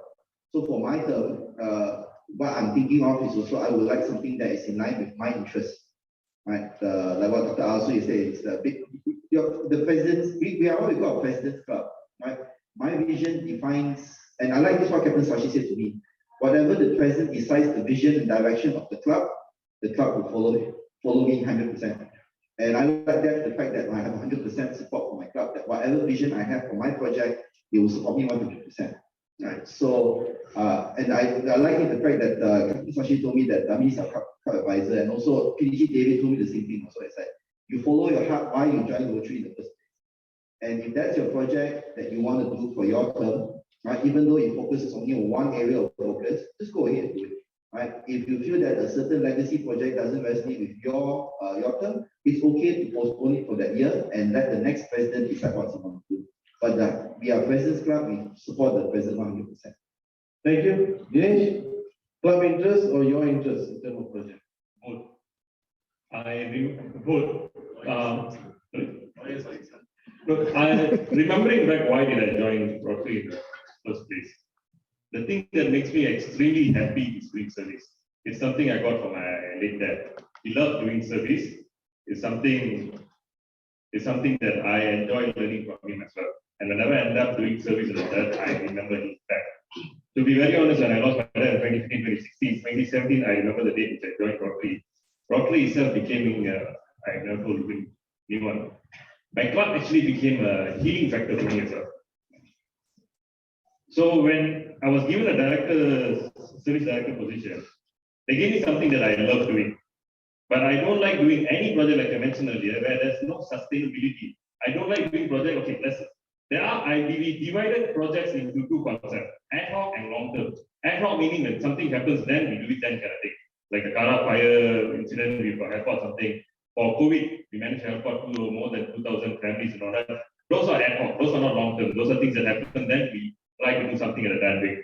Then we like to do something long term. Long term to a system that can be sustained. Example of project we started is a greenhouse project in psychology-based home and all that, with people who have the psychiatric issues like Down syndrome, people who are recovering from drug issues and all that. It has a purpose where what we've done, in 1 year, 2 year, 5 years later, these people are going to be having something for them. You cannot have, I believe in two things, time and legacy. You give me $1 million, you lose $1 million, I can find back the $1 million because I was able to find the first $1 million first place. Time, you lose the first 2 seconds, 3 seconds, even 1 hour, you can't get it back. I can't get back whatever times I had in my dad. The memory stays. The legacy of his memory stays. So whatever we leave, it has to be a legacy. Any projects we leave, because of the position I had, I started loving lottery after that more. And after learning from the learning center and most of these events, even like today, these 2 days, I learned a lot. So all the projects are designed for long term. And also it must have some public image value to it for further people to come in, join in at Rotary, which will support your membership, which goes on back to the ordinary legacy and continuity. That's how most of our projects will be like. Nice, very nice, very nice. Last question, past presidents, both of you. As president, and maybe Dr. Rajesh, maybe as AG too, right? How do you manage conflict? Conflict means not big ones, but you want to do something, but a member didn't agree. And that member was very influential, right? It always starts with right? Yeah, I'm not saying the whole club opposed you, no, that one member. How did you manage that member? Okay, well, luckily it's not happening during my year as president, but it's my term as the secretary, just sharing experience.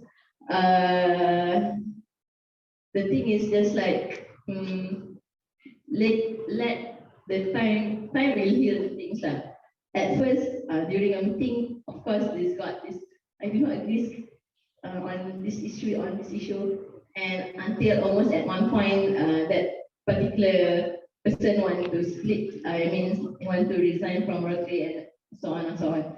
So what I can share that my president during that year, he said like it's okay. So just let him cool a bit. He will come back because it's impossible to set up another new club in Perlis just because we are small and it's so hard to get the members. So after 1 month when that person came, then you just treat it just like normal, like nothing happened. But basically for me, when the conflict happened, for the members, you no need to side on any side because it will make the conflict worse. So you just listen on both parties. So and then in the club meeting, you just put the things. Just discuss the thing. If you think the method need to be tackled, then go on. If you think it should be tackled, not in the club meeting, is like others. So just let it be. The time will heal. If the person really love Rotary, he will come back. So the conflict sometimes just no need to be so hard. People will during one time they will forget about it and they will come back. I like what you say, don't take sides. And as the president, never take sides. Be in the middle, listen to both sides. Right? If you can't solve it, there are past presidents to help you. All right? Dr. Rajesh, due to ice cream man, in one line. Service and fellowship. So if in service there is conflict, solve it in the fellowship. Right here. Right. All right, guys. Thank you very much. Leaders. Please give them a round of applause. Thank you. Thank you. Madam MC.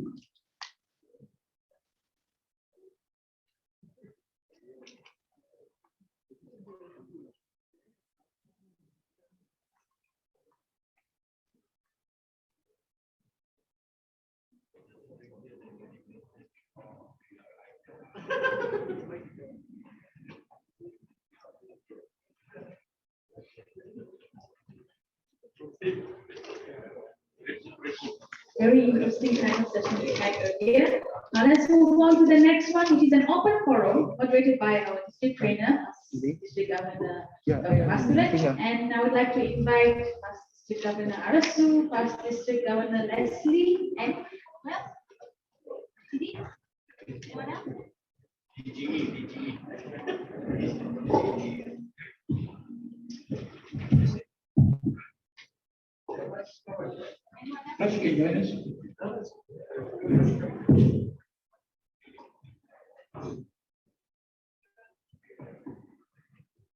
I know that it's getting late, but this is the final session for the day. And this is something that we need to do at every training sessions. This is to get feedback from each and every one of you. Am I clear? Can you hear me? Okay. So this open forum is a session where we want to get feedback from each and every one of you who are here in person, as well as our friends who are attending the Zoom sessions. Feel free to say what you have to say, and this will serve as a motivation for us, or it could serve as give us some clues on where we can improve in our training. So I'd like to invite queries from all of you. If you have anything to say, you can talk about the sessions we had today and yesterday. You can talk about the fellowship we had over the 2 days. And in general, where we can improve and what are the topics that you would like us to cover, pre-PETS 2 and at the PETS. So I open it to the delegates. Anyone has anything to say? Nicholas, come. Nicholas, come. You have a mic with you?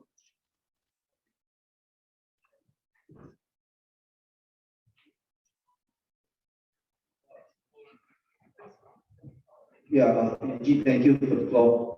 I don't really do consulting everything. I like to first and foremost to say a couple of things about what the host club has been doing for the past few days. Bandar Petani, I think it's nothing short of miraculous, because I've done hybrid meetings, and my club's been planning hybrid meetings for the past few weeks and the past few months, and not just for my work as well. And I can understand the difficulties in doing it. So I'd like to first and foremost say that what they've done to set up this hybrid meeting to cater for the Zoomers and the physical people has been nothing short of miraculous, because this is a very difficult thing. The tech side, the equipment, the coordination, trying to make sure on top of handling our accommodations, cancellations, our food, the fellowship, making sure that everything is running on time smoothly to end by 3:30 today. I have to admit, I mean, from what they do as in my vocation and my profession, I have to say they've done a fantastic job. That's what I have to say.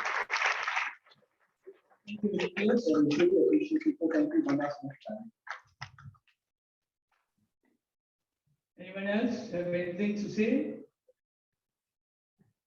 Feel free to say, because if you have something in your heart or in your mind, and if you don't share it with us, we are not going to know about that.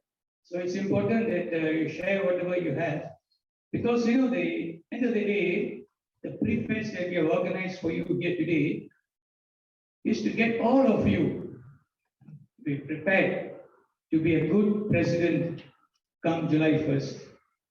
And the main reason why we are having this pre-fest is we know that in a matter of a month or two, most of your board will be elected, and you got to start preparing.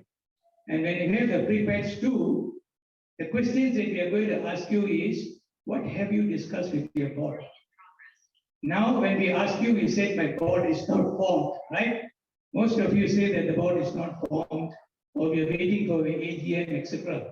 But when you come for your pre-PETS 2, I, as the trainer and my training team members, will be eagerly looking forward to hear from all of you the progress that you have made from November to February, right?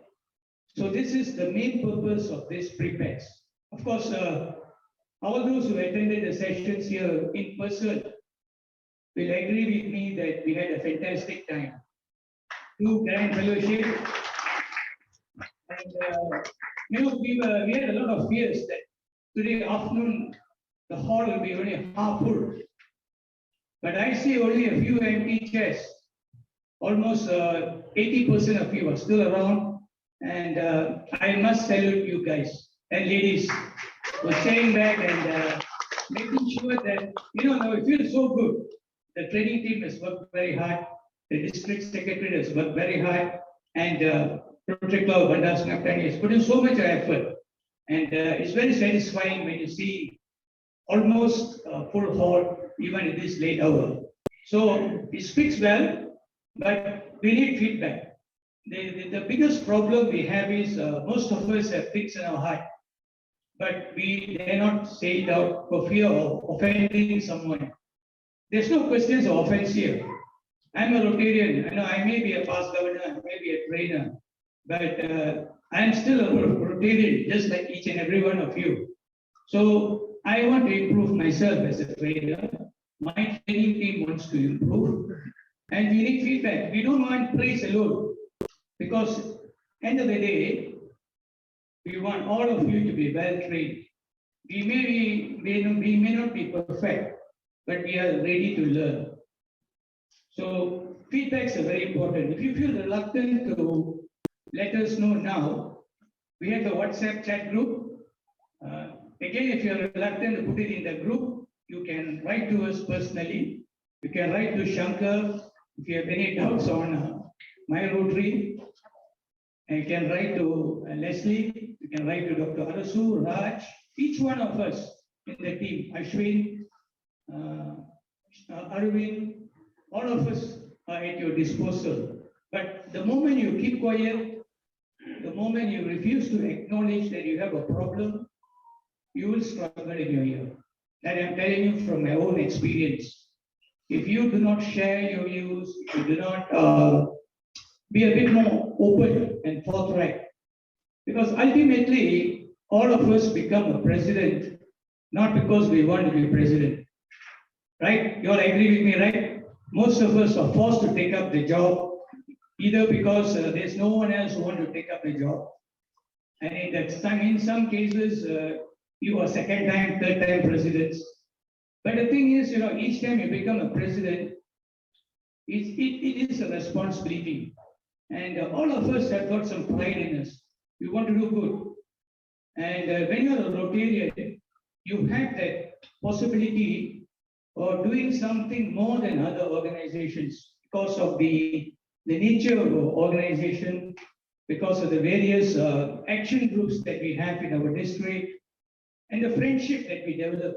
Like, for example, here there are we had about 40 presidents.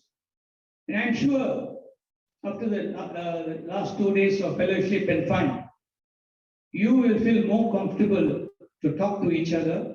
Maybe you might even think of doing a joint project. This is the beauty of this kind of fellowship. And so I hope if you are reluctant to say anything, I'm going to ask who? Hans? Yes. Please, Hans. Okay, thank you very much. Past District Governor, Dr. Baskaran. The hotel, since 3 years ago, I was here last time, has lost a couple of stars. It's not anymore what a hotel should look like for a conference of this nature. I had an incident also on the first day where at 3 o'clock in the morning, a couple was knocking on my door, or not only knocking, opening the door and say, "This is my room." So there was a hiccup at the front office, and I had visitors at 3 o'clock in the morning. This would not have happened in this hotel.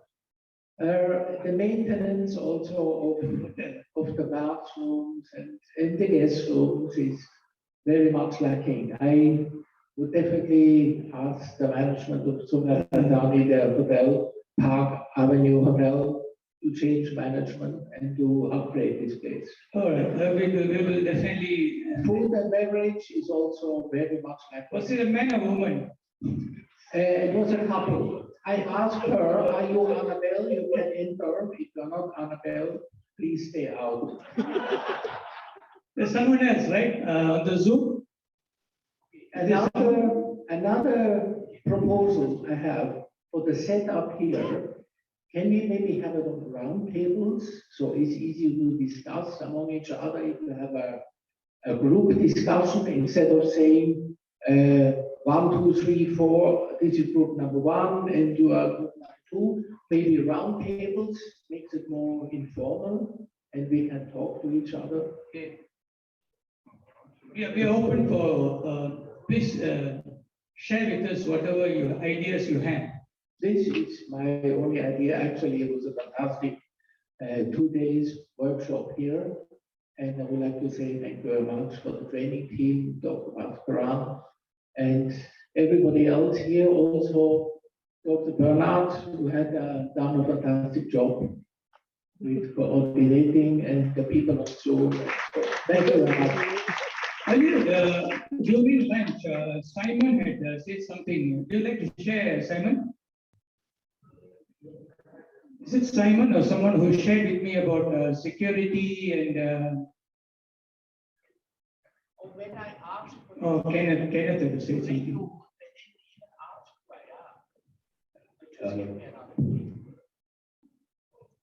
Good evening. Sorry. So sorry. Can I talk to that? Good evening, Dr. Baskaran. I just, of course, I like to thank the organizers for the excellent training. But I just have one input, other question. People like me are newbies in the Rotary. I'm about 2 years in Rotary. I see the project needs a lot of funds to carry out. So I see the training never touch on these fundraising avenues or sources. So it would be useful for people like me, taking out the position as president, how to raise funds to carry out the projects. Thank you.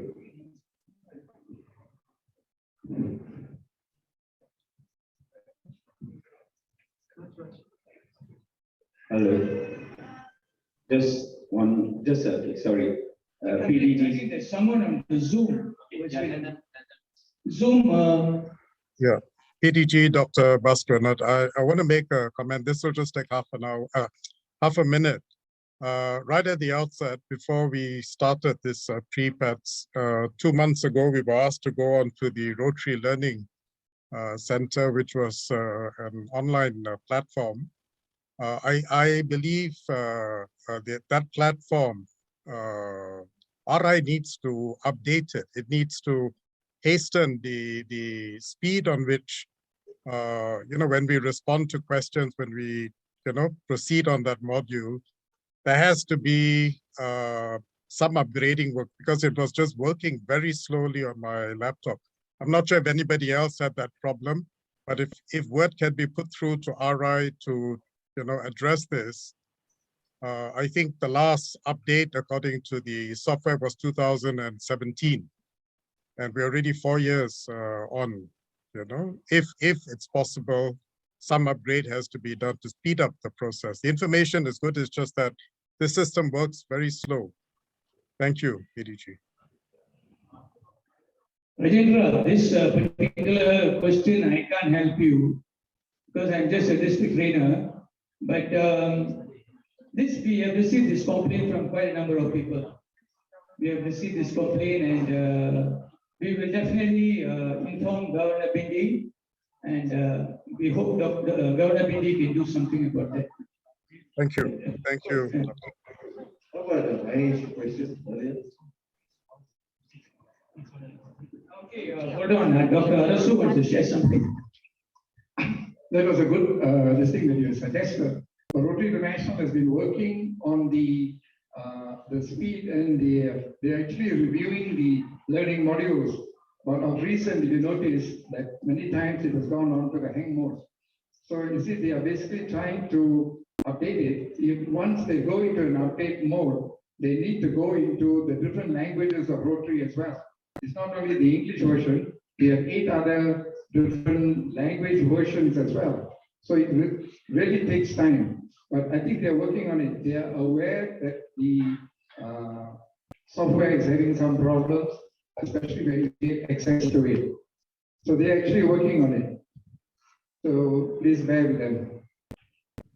Thank you very much, Dr. Arasu. Thank you. The Mahesh question earlier about. Can I address Mahesh's question? Back to agenda very quickly. There's also the time in terms of the traffic. You must understand the Americans and the North Americans are all logging in at the time zone of 3 in the afternoon till 4 a.m. in the morning. So when you log in, you should try to go on an off-peak period. Just try a few times, Ajendra. We will have all the problems, but there are certain peak periods where you should avoid going to MyRotary. Yeah, just watch out for that because there's very high traffic at that time. That broadband, you just be mindful of that. Mahesh, we are mindful of that. We're definitely looking into fundraising. That will be a module that we're going to cover. Either in pre-pack students or Peasants and Tax and District Assembly. Definitely, yeah, because that's always an important topic. We always do that at every training event. Yeah, for fundraising, where are your sources, how to go about reaching the corporates, various foundations, how you tap onto Yayasan, how do you tap onto Rotary Foundation. All right, not to worry, Mahesh. PDGs, sorry. Okay, I'm also a bit of a greenhorn in the sense that I've only been 10 months in Rotary. As both of you know, I'm following my father's late father's legacy. One issue is, of course, membership and protractors and interactors. I don't know whether PrePax 2 has a section on it or not. Because as we know, RI has reevaluated their stance on protractors, that they can come up to 45 years of age being in Rotary as a protractor, and they can also start having their own global grants through the parent clubs. So I think, well, especially myself, we need to try and find out, one, how the protractors and interactors are being run, what are the new areas that they are being run at, and of course this membership where we want 30-plus-year-olds coming in. But on the other hand, you've got protractors who've been there since 20 who will say, I'm fine being a protractor because I can stick on until 45, and you know, I can maintain my seniority in Rotary as a protractor rather than going into Rotary itself and being a new member of Rotary itself.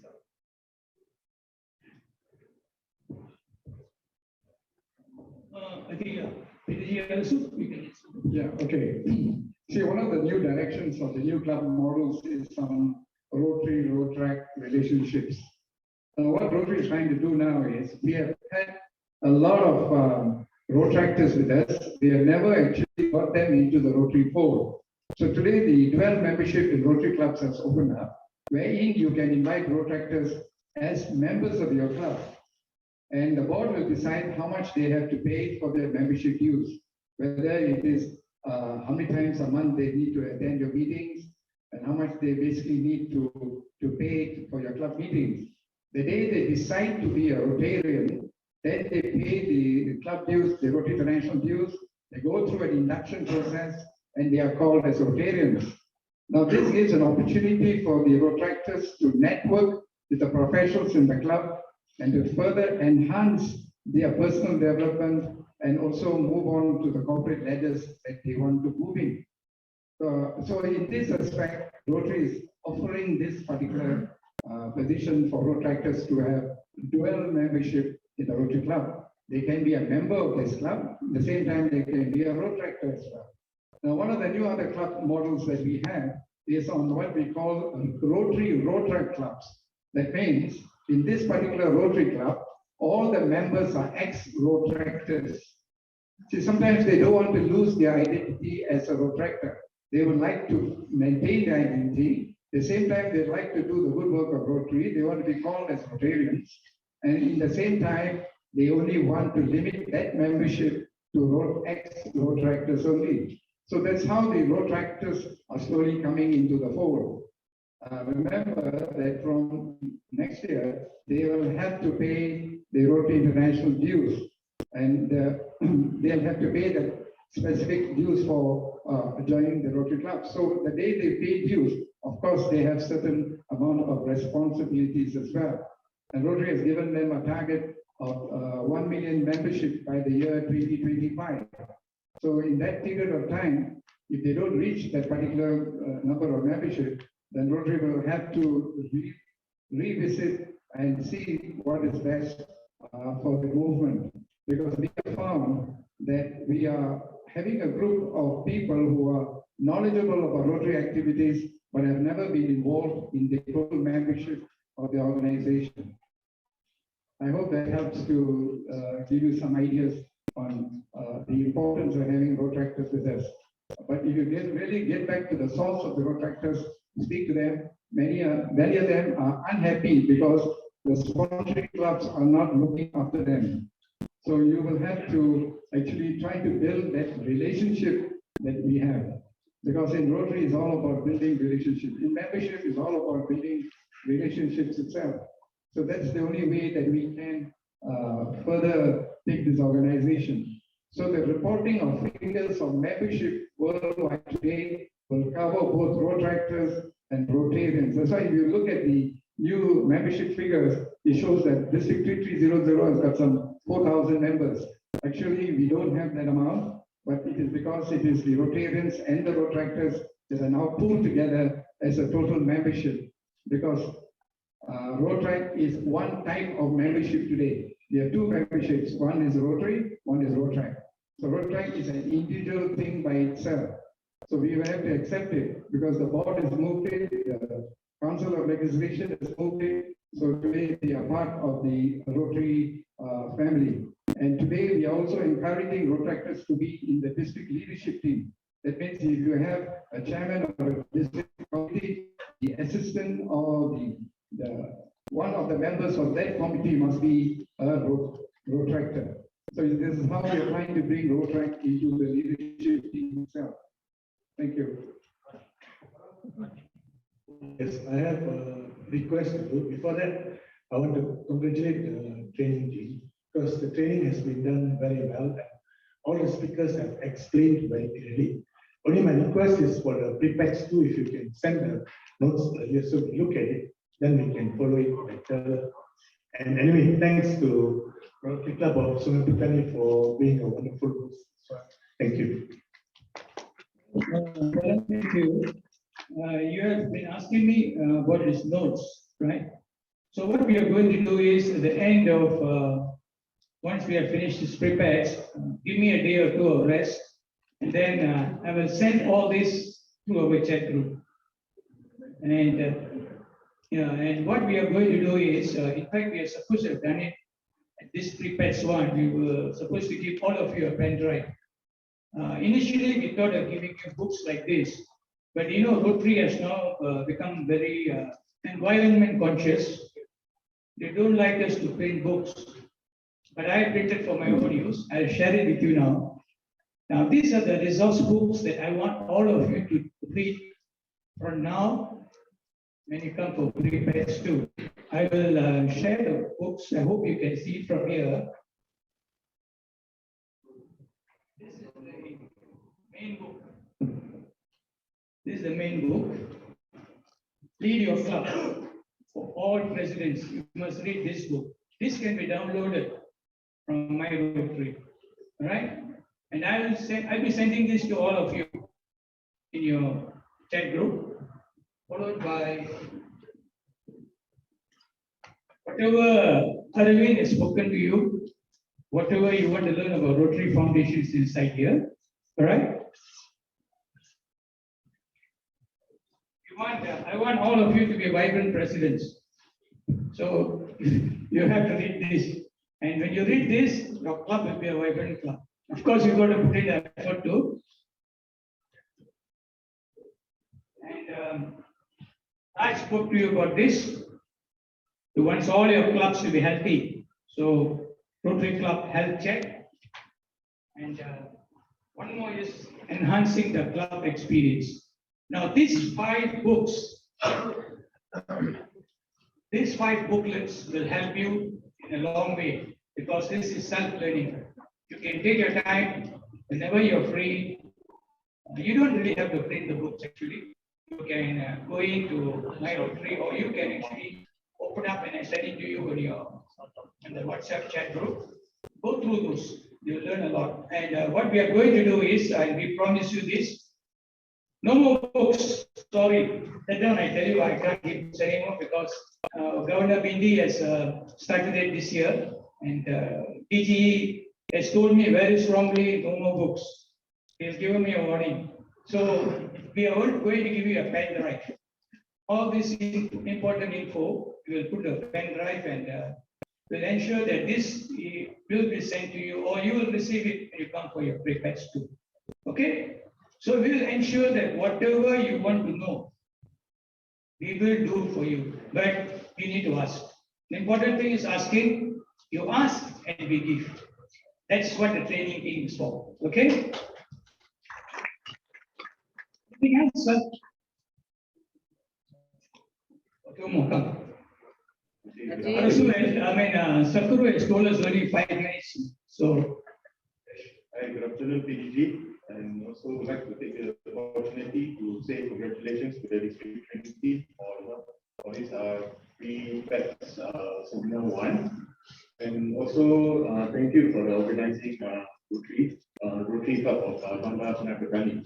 So everything is done really well, but there is just one proposal for perhaps we take into consideration on the pre-PAG 2 is that in terms of seating arrangements, would appreciate that maybe can put like 1 meter apart, just to, because we also want those rumors to come. Because for me, I would like to see the fellow PEs are here together. So when we set a proper setting, so at least everyone will feel comfortable. So where I'm coming from is maybe we take additional precaution in terms of that. So that is my only suggestion, or maybe comments that maybe the team can think about it. Thank you. Thank you.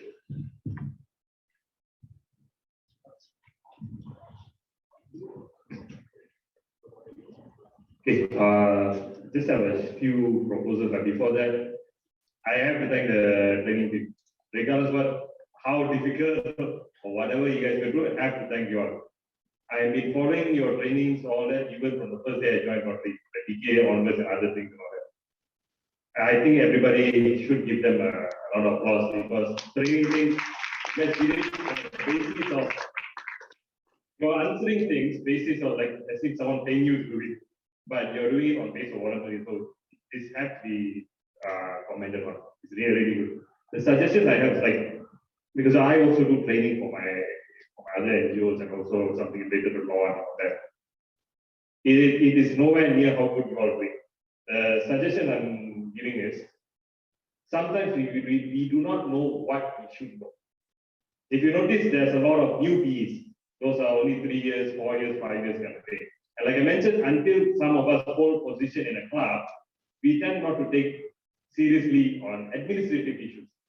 So it's good to have a checklist. Yes, the learning center has everything, but that's a problem. It has everything everywhere. So if we have a checklist, this is what we should know. This is what the level of information we should know. That will be something helpful to us because we know this, check. We know this, check. We know this, check. And whenever if you want to follow up, it's easy for us to tell what we don't know and what we know of. Where are we weak at? Where are we strong at? That's one. Then, as you noticed, like I said earlier, there are 2 versions. There are those PEs where because of size of a club or because of the rotation amount or the years of the club, there are repetitive presidents. But there are also quite a number of new PEs. So for that, I believe I just request maybe a certain follow-up on new PEs because giving back the same concepts again, we do not know what we should know or we do not know what we really don't know. So that's why we can't ask questions because we don't know what to ask. So when there's a checklist, then we know what to ask further. When there's a certain, like the senior ones, I noticed those are from 1984, 1997 and all that. That's my pre-UPSR timeline. So they know what to do. We the newer ones, we don't know. So it's nice for us to know that because it is not for us to just prepare and run to be a president for the club for next year. It's a matter of growth. It's not surviving to be a president and you're done for the year. this show, for me personally, from being a director to being a PE and to be a president for a coming term, is a growth in my life. Of course, from there, I would like to grow further. This initiated me, inspired me to grow further. So it's good to have certain forms. Other than that, one last one. If there are some interactive sessions, because of the interactive sessions earlier, I think I got to know quite a number of Team 2 and this one depends, Team 1, Team 2 / gray area. So got to know them better. I learned ideas from them. And lastly, like I learned from Mr. Rajesh now, certain sharing seniors did was very helpful. One, he gave an idea how to handle certain things that is actually very, very helpful to us. So it's good to have some sharings, but the sharings can be subjected to the checklist so that we don't have to share everything. So it can be shared on base of the things that is relevant at the time being.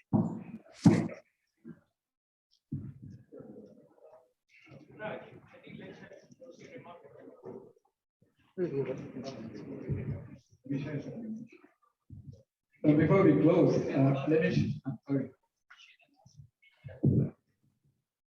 before we end, let me share something when we were discussing about the formation of your board and all that. One of the new provisions that is given in your club bylaws and all that is you can now decide from the members of your club. Let's say somebody wants to be a general secretary and he says, I don't want to be the president. Now, he can now opt for being a general secretary for 2 terms or maybe 3 terms. Now, the treasurer can say, I'm comfortable, I can now do it for you for the 2nd term. But this is more applicable for the smaller clubs. So if you're thinking of having a board for a small club, it is very difficult. Keep these people going on for another year or 2. It gives you that provision. But the position of the club president is very clearly mentioned. It's strictly for 1 year. Now, if you don't find a replacement, then the current president carries on.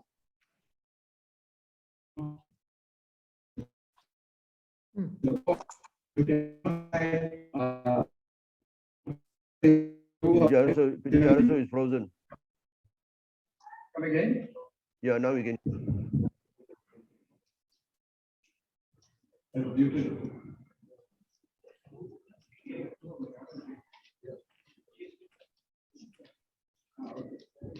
Right, thank you. And I'd like to acknowledge the president of my year when I was governor in the year 2000. Past president Chan Man Fook was my president of Rotary Club of Kuantan. See, for 20 years, his dedication to this organization. I appreciate that, my friend, my president. Thank you. PDG Dr. Baskaran, this is Raji from Malawati Club. I have something to add on. Now, prior to, if you can just give me a minute, prior to lunch, when we had our brainstorming session in the rooms, we had a topic that we all discussed. Unfortunately, most of the members on site had gone for lunch. And we spoke in detail about a buddy system, and quite of the online members were of the opinion that this has to be shared. And I would like to say a few things about it, if you allow me. Now, a buddy system is something that we have been using in Rotary Malawati Club. As you all may know, buddy system is something that really is a tool that many organizations use, but we use it as a tool for ourselves. Many of them wanted to know how we use it. A very quick one. How we do is we basically break the members into small groups of 4 or 5 who will comprise of senior members, junior members, and BOD. And what we do with this buddy system, basically how it helps is that these members keep one another in touch with one another. Example, if we find one buddy in a group who's not attending or losing interest, in a caring and friendly way, the buddies get in touch to find out what is happening. We also use this for small time fellowship and bonding, because we find that this is a very easy way for a person who's not really able to voice his or her opinion or ideas or even grievance. When it's a smaller buddy group, they tend to open up. Finally, we also use this for duties, like weekly, we have certain duties, who wants to do the opening prayer and the RI toast and all those kind of things. Because basically we have come to realize in human psychology, human beings want to feel wanted. They want to feel important. They want to feel that they are cared for. And this basically has helped us tremendously. So the buddy system has become a core thing for us to retain members, even when members are on the verge of feeling down, be it for work or whatever. Because as you all know, when you are given the thought, it's a psychological phenomena that you're wanted, you're cared for, somebody thinks of you, stress levels go down. And our members basically have shown that it really works well. This is what we wanted to share with all our members. Thank you. Thank you, Raji. My friends, I think we have no more time, isn't it? Okay. PDGs, can I just have a suggestion here? All right. Good afternoon, PDGs, my fellow Rotarians. Basically, my observation is thanks to PAG Shankar for his sharing on the access to MyRotary. And as we all understand that out of the 7 officers having access, they are unable to follow through because they are not able to have complete access into the areas where it was touched on. So may I suggest that in future that in order to get all the PEs who are not the 7 officers, maybe I think some clubs do not have the executive secretary. They can appoint them as executive secretary to have access. Okay, so I think this will overcome the issue of them not having to follow the lessons. Other than just reading, I think hands-on is very important. Thank you. Thank you, Sunny. So, my friends, Leslie, you want to say something? Thank you, trainer, comedian, my friends. Just to wish you all a safe drive back. And do not forget to share your experience of what you picked up at pre-PAX 1 with your members when you go back. Yeah, just share with them. And of course, we have very resistant senior members who say, "Oh, you're teaching us now to suck eggs, right? Something new." So it's not that. It's just you've got to share the idea that what you picked up, something new. Because the late past district governor David Ho will always say, "Why do you keep attending district seminars and events?" Because the questions are always the same, but the answers are always different. Yeah, so that is something that you must always remember, even though you're newbie, oldie, whatever, you come and pick up things. It's a marathon, it's not a sprint, my friends. Just remember that. Thank you. All the best. I overlooked something just now. I actually want to start this idea of club trainers, whereby each club has a trainer in the club. I would like all of you to go back to your clubs, speak to your club members, because I need the support of all the clubs. And we would like every club to have a club trainer. And during the DTA in March, we will be conducting a course for the DTA for these club trainers. So please don't forget, get back to your clubs and talk about this idea. And it's a fantastic idea because you don't really have to wait to come for district event to learn. You can learn in your own club. And we can train them so that they can do the job that we do at your club on a weekly basis. So please do me a favor, talk to your clubs about this, okay? And please don't go because we have still not heard from our DGE and we have not heard from the OC of the club. So please hold on, just a short while more. Okay, thank you. Thank you very much, PDGs. Now, I'd like to invite the president of the host club for his vote next.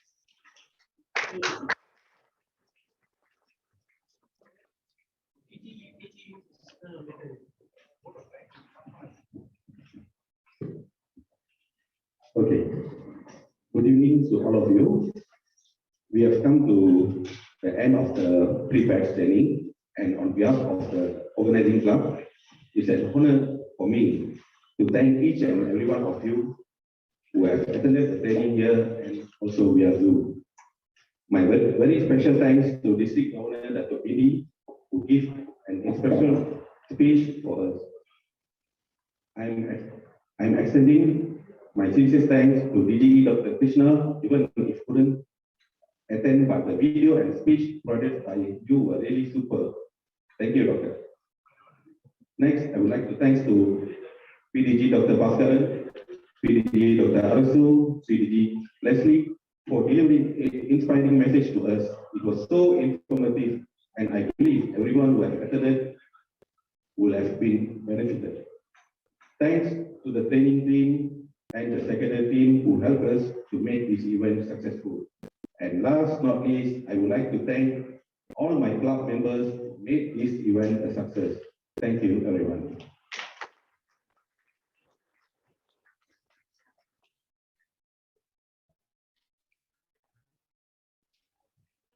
Very much, Club President. And now we would like to hear a few words from our DGE, Krishna, as a closing remarks and to declare this event to an end.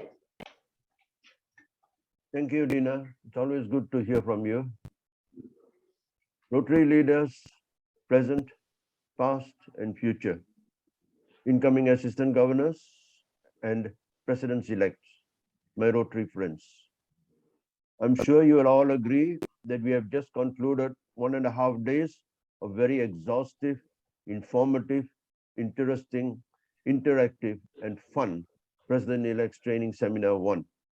It was time well spent, and I could see, especially from the photos you all sent yesterday, that the dinners were really good, and I really miss being there. The district training team, under the able leadership of district trainer PDG Dr. Baskaran, have delivered on their promise that they will give you the best training they possibly could. And you must agree with me that they have given you training par excellence. All the members of the training team have done very well, and I would like to thank them from the bottom of my heart. But I want to pay special mention to two members of the training team. PDG Dr. Arasu, whom I've known for the last 48 years since we were students together at Medical College, is a very experienced Rotarian with a vast knowledge of Rotary, one of the most knowledgeable Rotarians in the region, and he even trains Rotary leaders at the international level. Just before the trainings here, PDG Dr. Baskaran had received his booster dose of vaccination not too long ago, and he had a very bad reaction from the booster dose. In spite of that, he made it an effort to prepare and to come here and to train you all. Thank you very much, Dr. Arasu, for what you have done for us. I will never forget your service to the district. And the other is PDG Leslie. He is also a very busy man. He is in fact in the midst, even on Friday and Saturday, he was conducting regional trainings for the district trainers. He trained PDG Baskaran and on a Zoom basis, and he had to prepare for that. And at the same time, he made it a point to come here and train all of you. Thank you, PDG Leslie. For information of the others, PDG Leslie will also be the Vice Governor during my term as Governor. I would also like to thank here and record my profound appreciation and gratitude to all the members of the District Secretariat, speakers, panelists, facilitators, moderators, MCs, tech support team, and all others who have given their best to make this pre-patch 1 a resounding success. DG Bindi, I think she has gone back if I'm not mistaken. I'm eternally grateful to her for making the effort to come here in spite of a busy schedule and to motivate all of you. In our district, we have a seamless district where leaders assist each other without going on a my year, your year basis. I'm indebted to all of you, my friends, and especially to the president and members of RC Bandar Sungai Petani for all the effort you have put in to organize this seminar. In spite of all the challenges we face due to the pandemic, the last minute withdrawals, the sudden room cancellations, and you've all done it with a joyful heart, and you've done it to the best of your abilities. Thank you, my friends. And there's one person who always supports me behind the scenes, who takes care of me, my spouse, Pushpa. Thank you, dear, for being my sounding board and for looking after me even while I'm suffering from COVID. Thank you very much, Pushpa. There you can see on the screen. Presidents-elect, you have been trained by the best of the best in our district. You have been equipped with the tools, knowledge, and resources to support, guide, motivate, inspire your members of your club. You have been given the assurance that the training team, the district secretariat, and I will be there for you as you undertake your journey. And you have been told that your assistant governors will always be the first point of call for you. So go forth, my friends. Go with the knowledge and confidence that you can do a good job, that you can be a good president, and that you can and you will gain the respect and of the members of your club. As district governor, I cannot manage the district alone. I'll be relying heavily on all the AGs and, of course, all the club presidents as I strive to support and strengthen the clubs and our district. You are the frontliners. You know my expectations will be high, and I will constantly raise the bar, and I will expect certain standards to be met in the district. But I know that you will deliver. How do I know this? Because I've seen the commitment of all the AGs over the last 2 or 3 months. I have seen the way all of you have done your learning center modules, and I've seen the effort and commitment you all have done to attend the quiz sessions, and it's wonderful to see so many of you here today. There would have been many more if not for the pandemic, which resulted in some withdrawals, and most of those withdrawals also attended via Zoom. By seeing your commitment, it is obvious that you will do a good job and you will be excellent presidents. Don't worry about it. The task might be daunting, but don't worry. As Raj told in his story about the eagle, the sky is the limit. So let me tell you another story.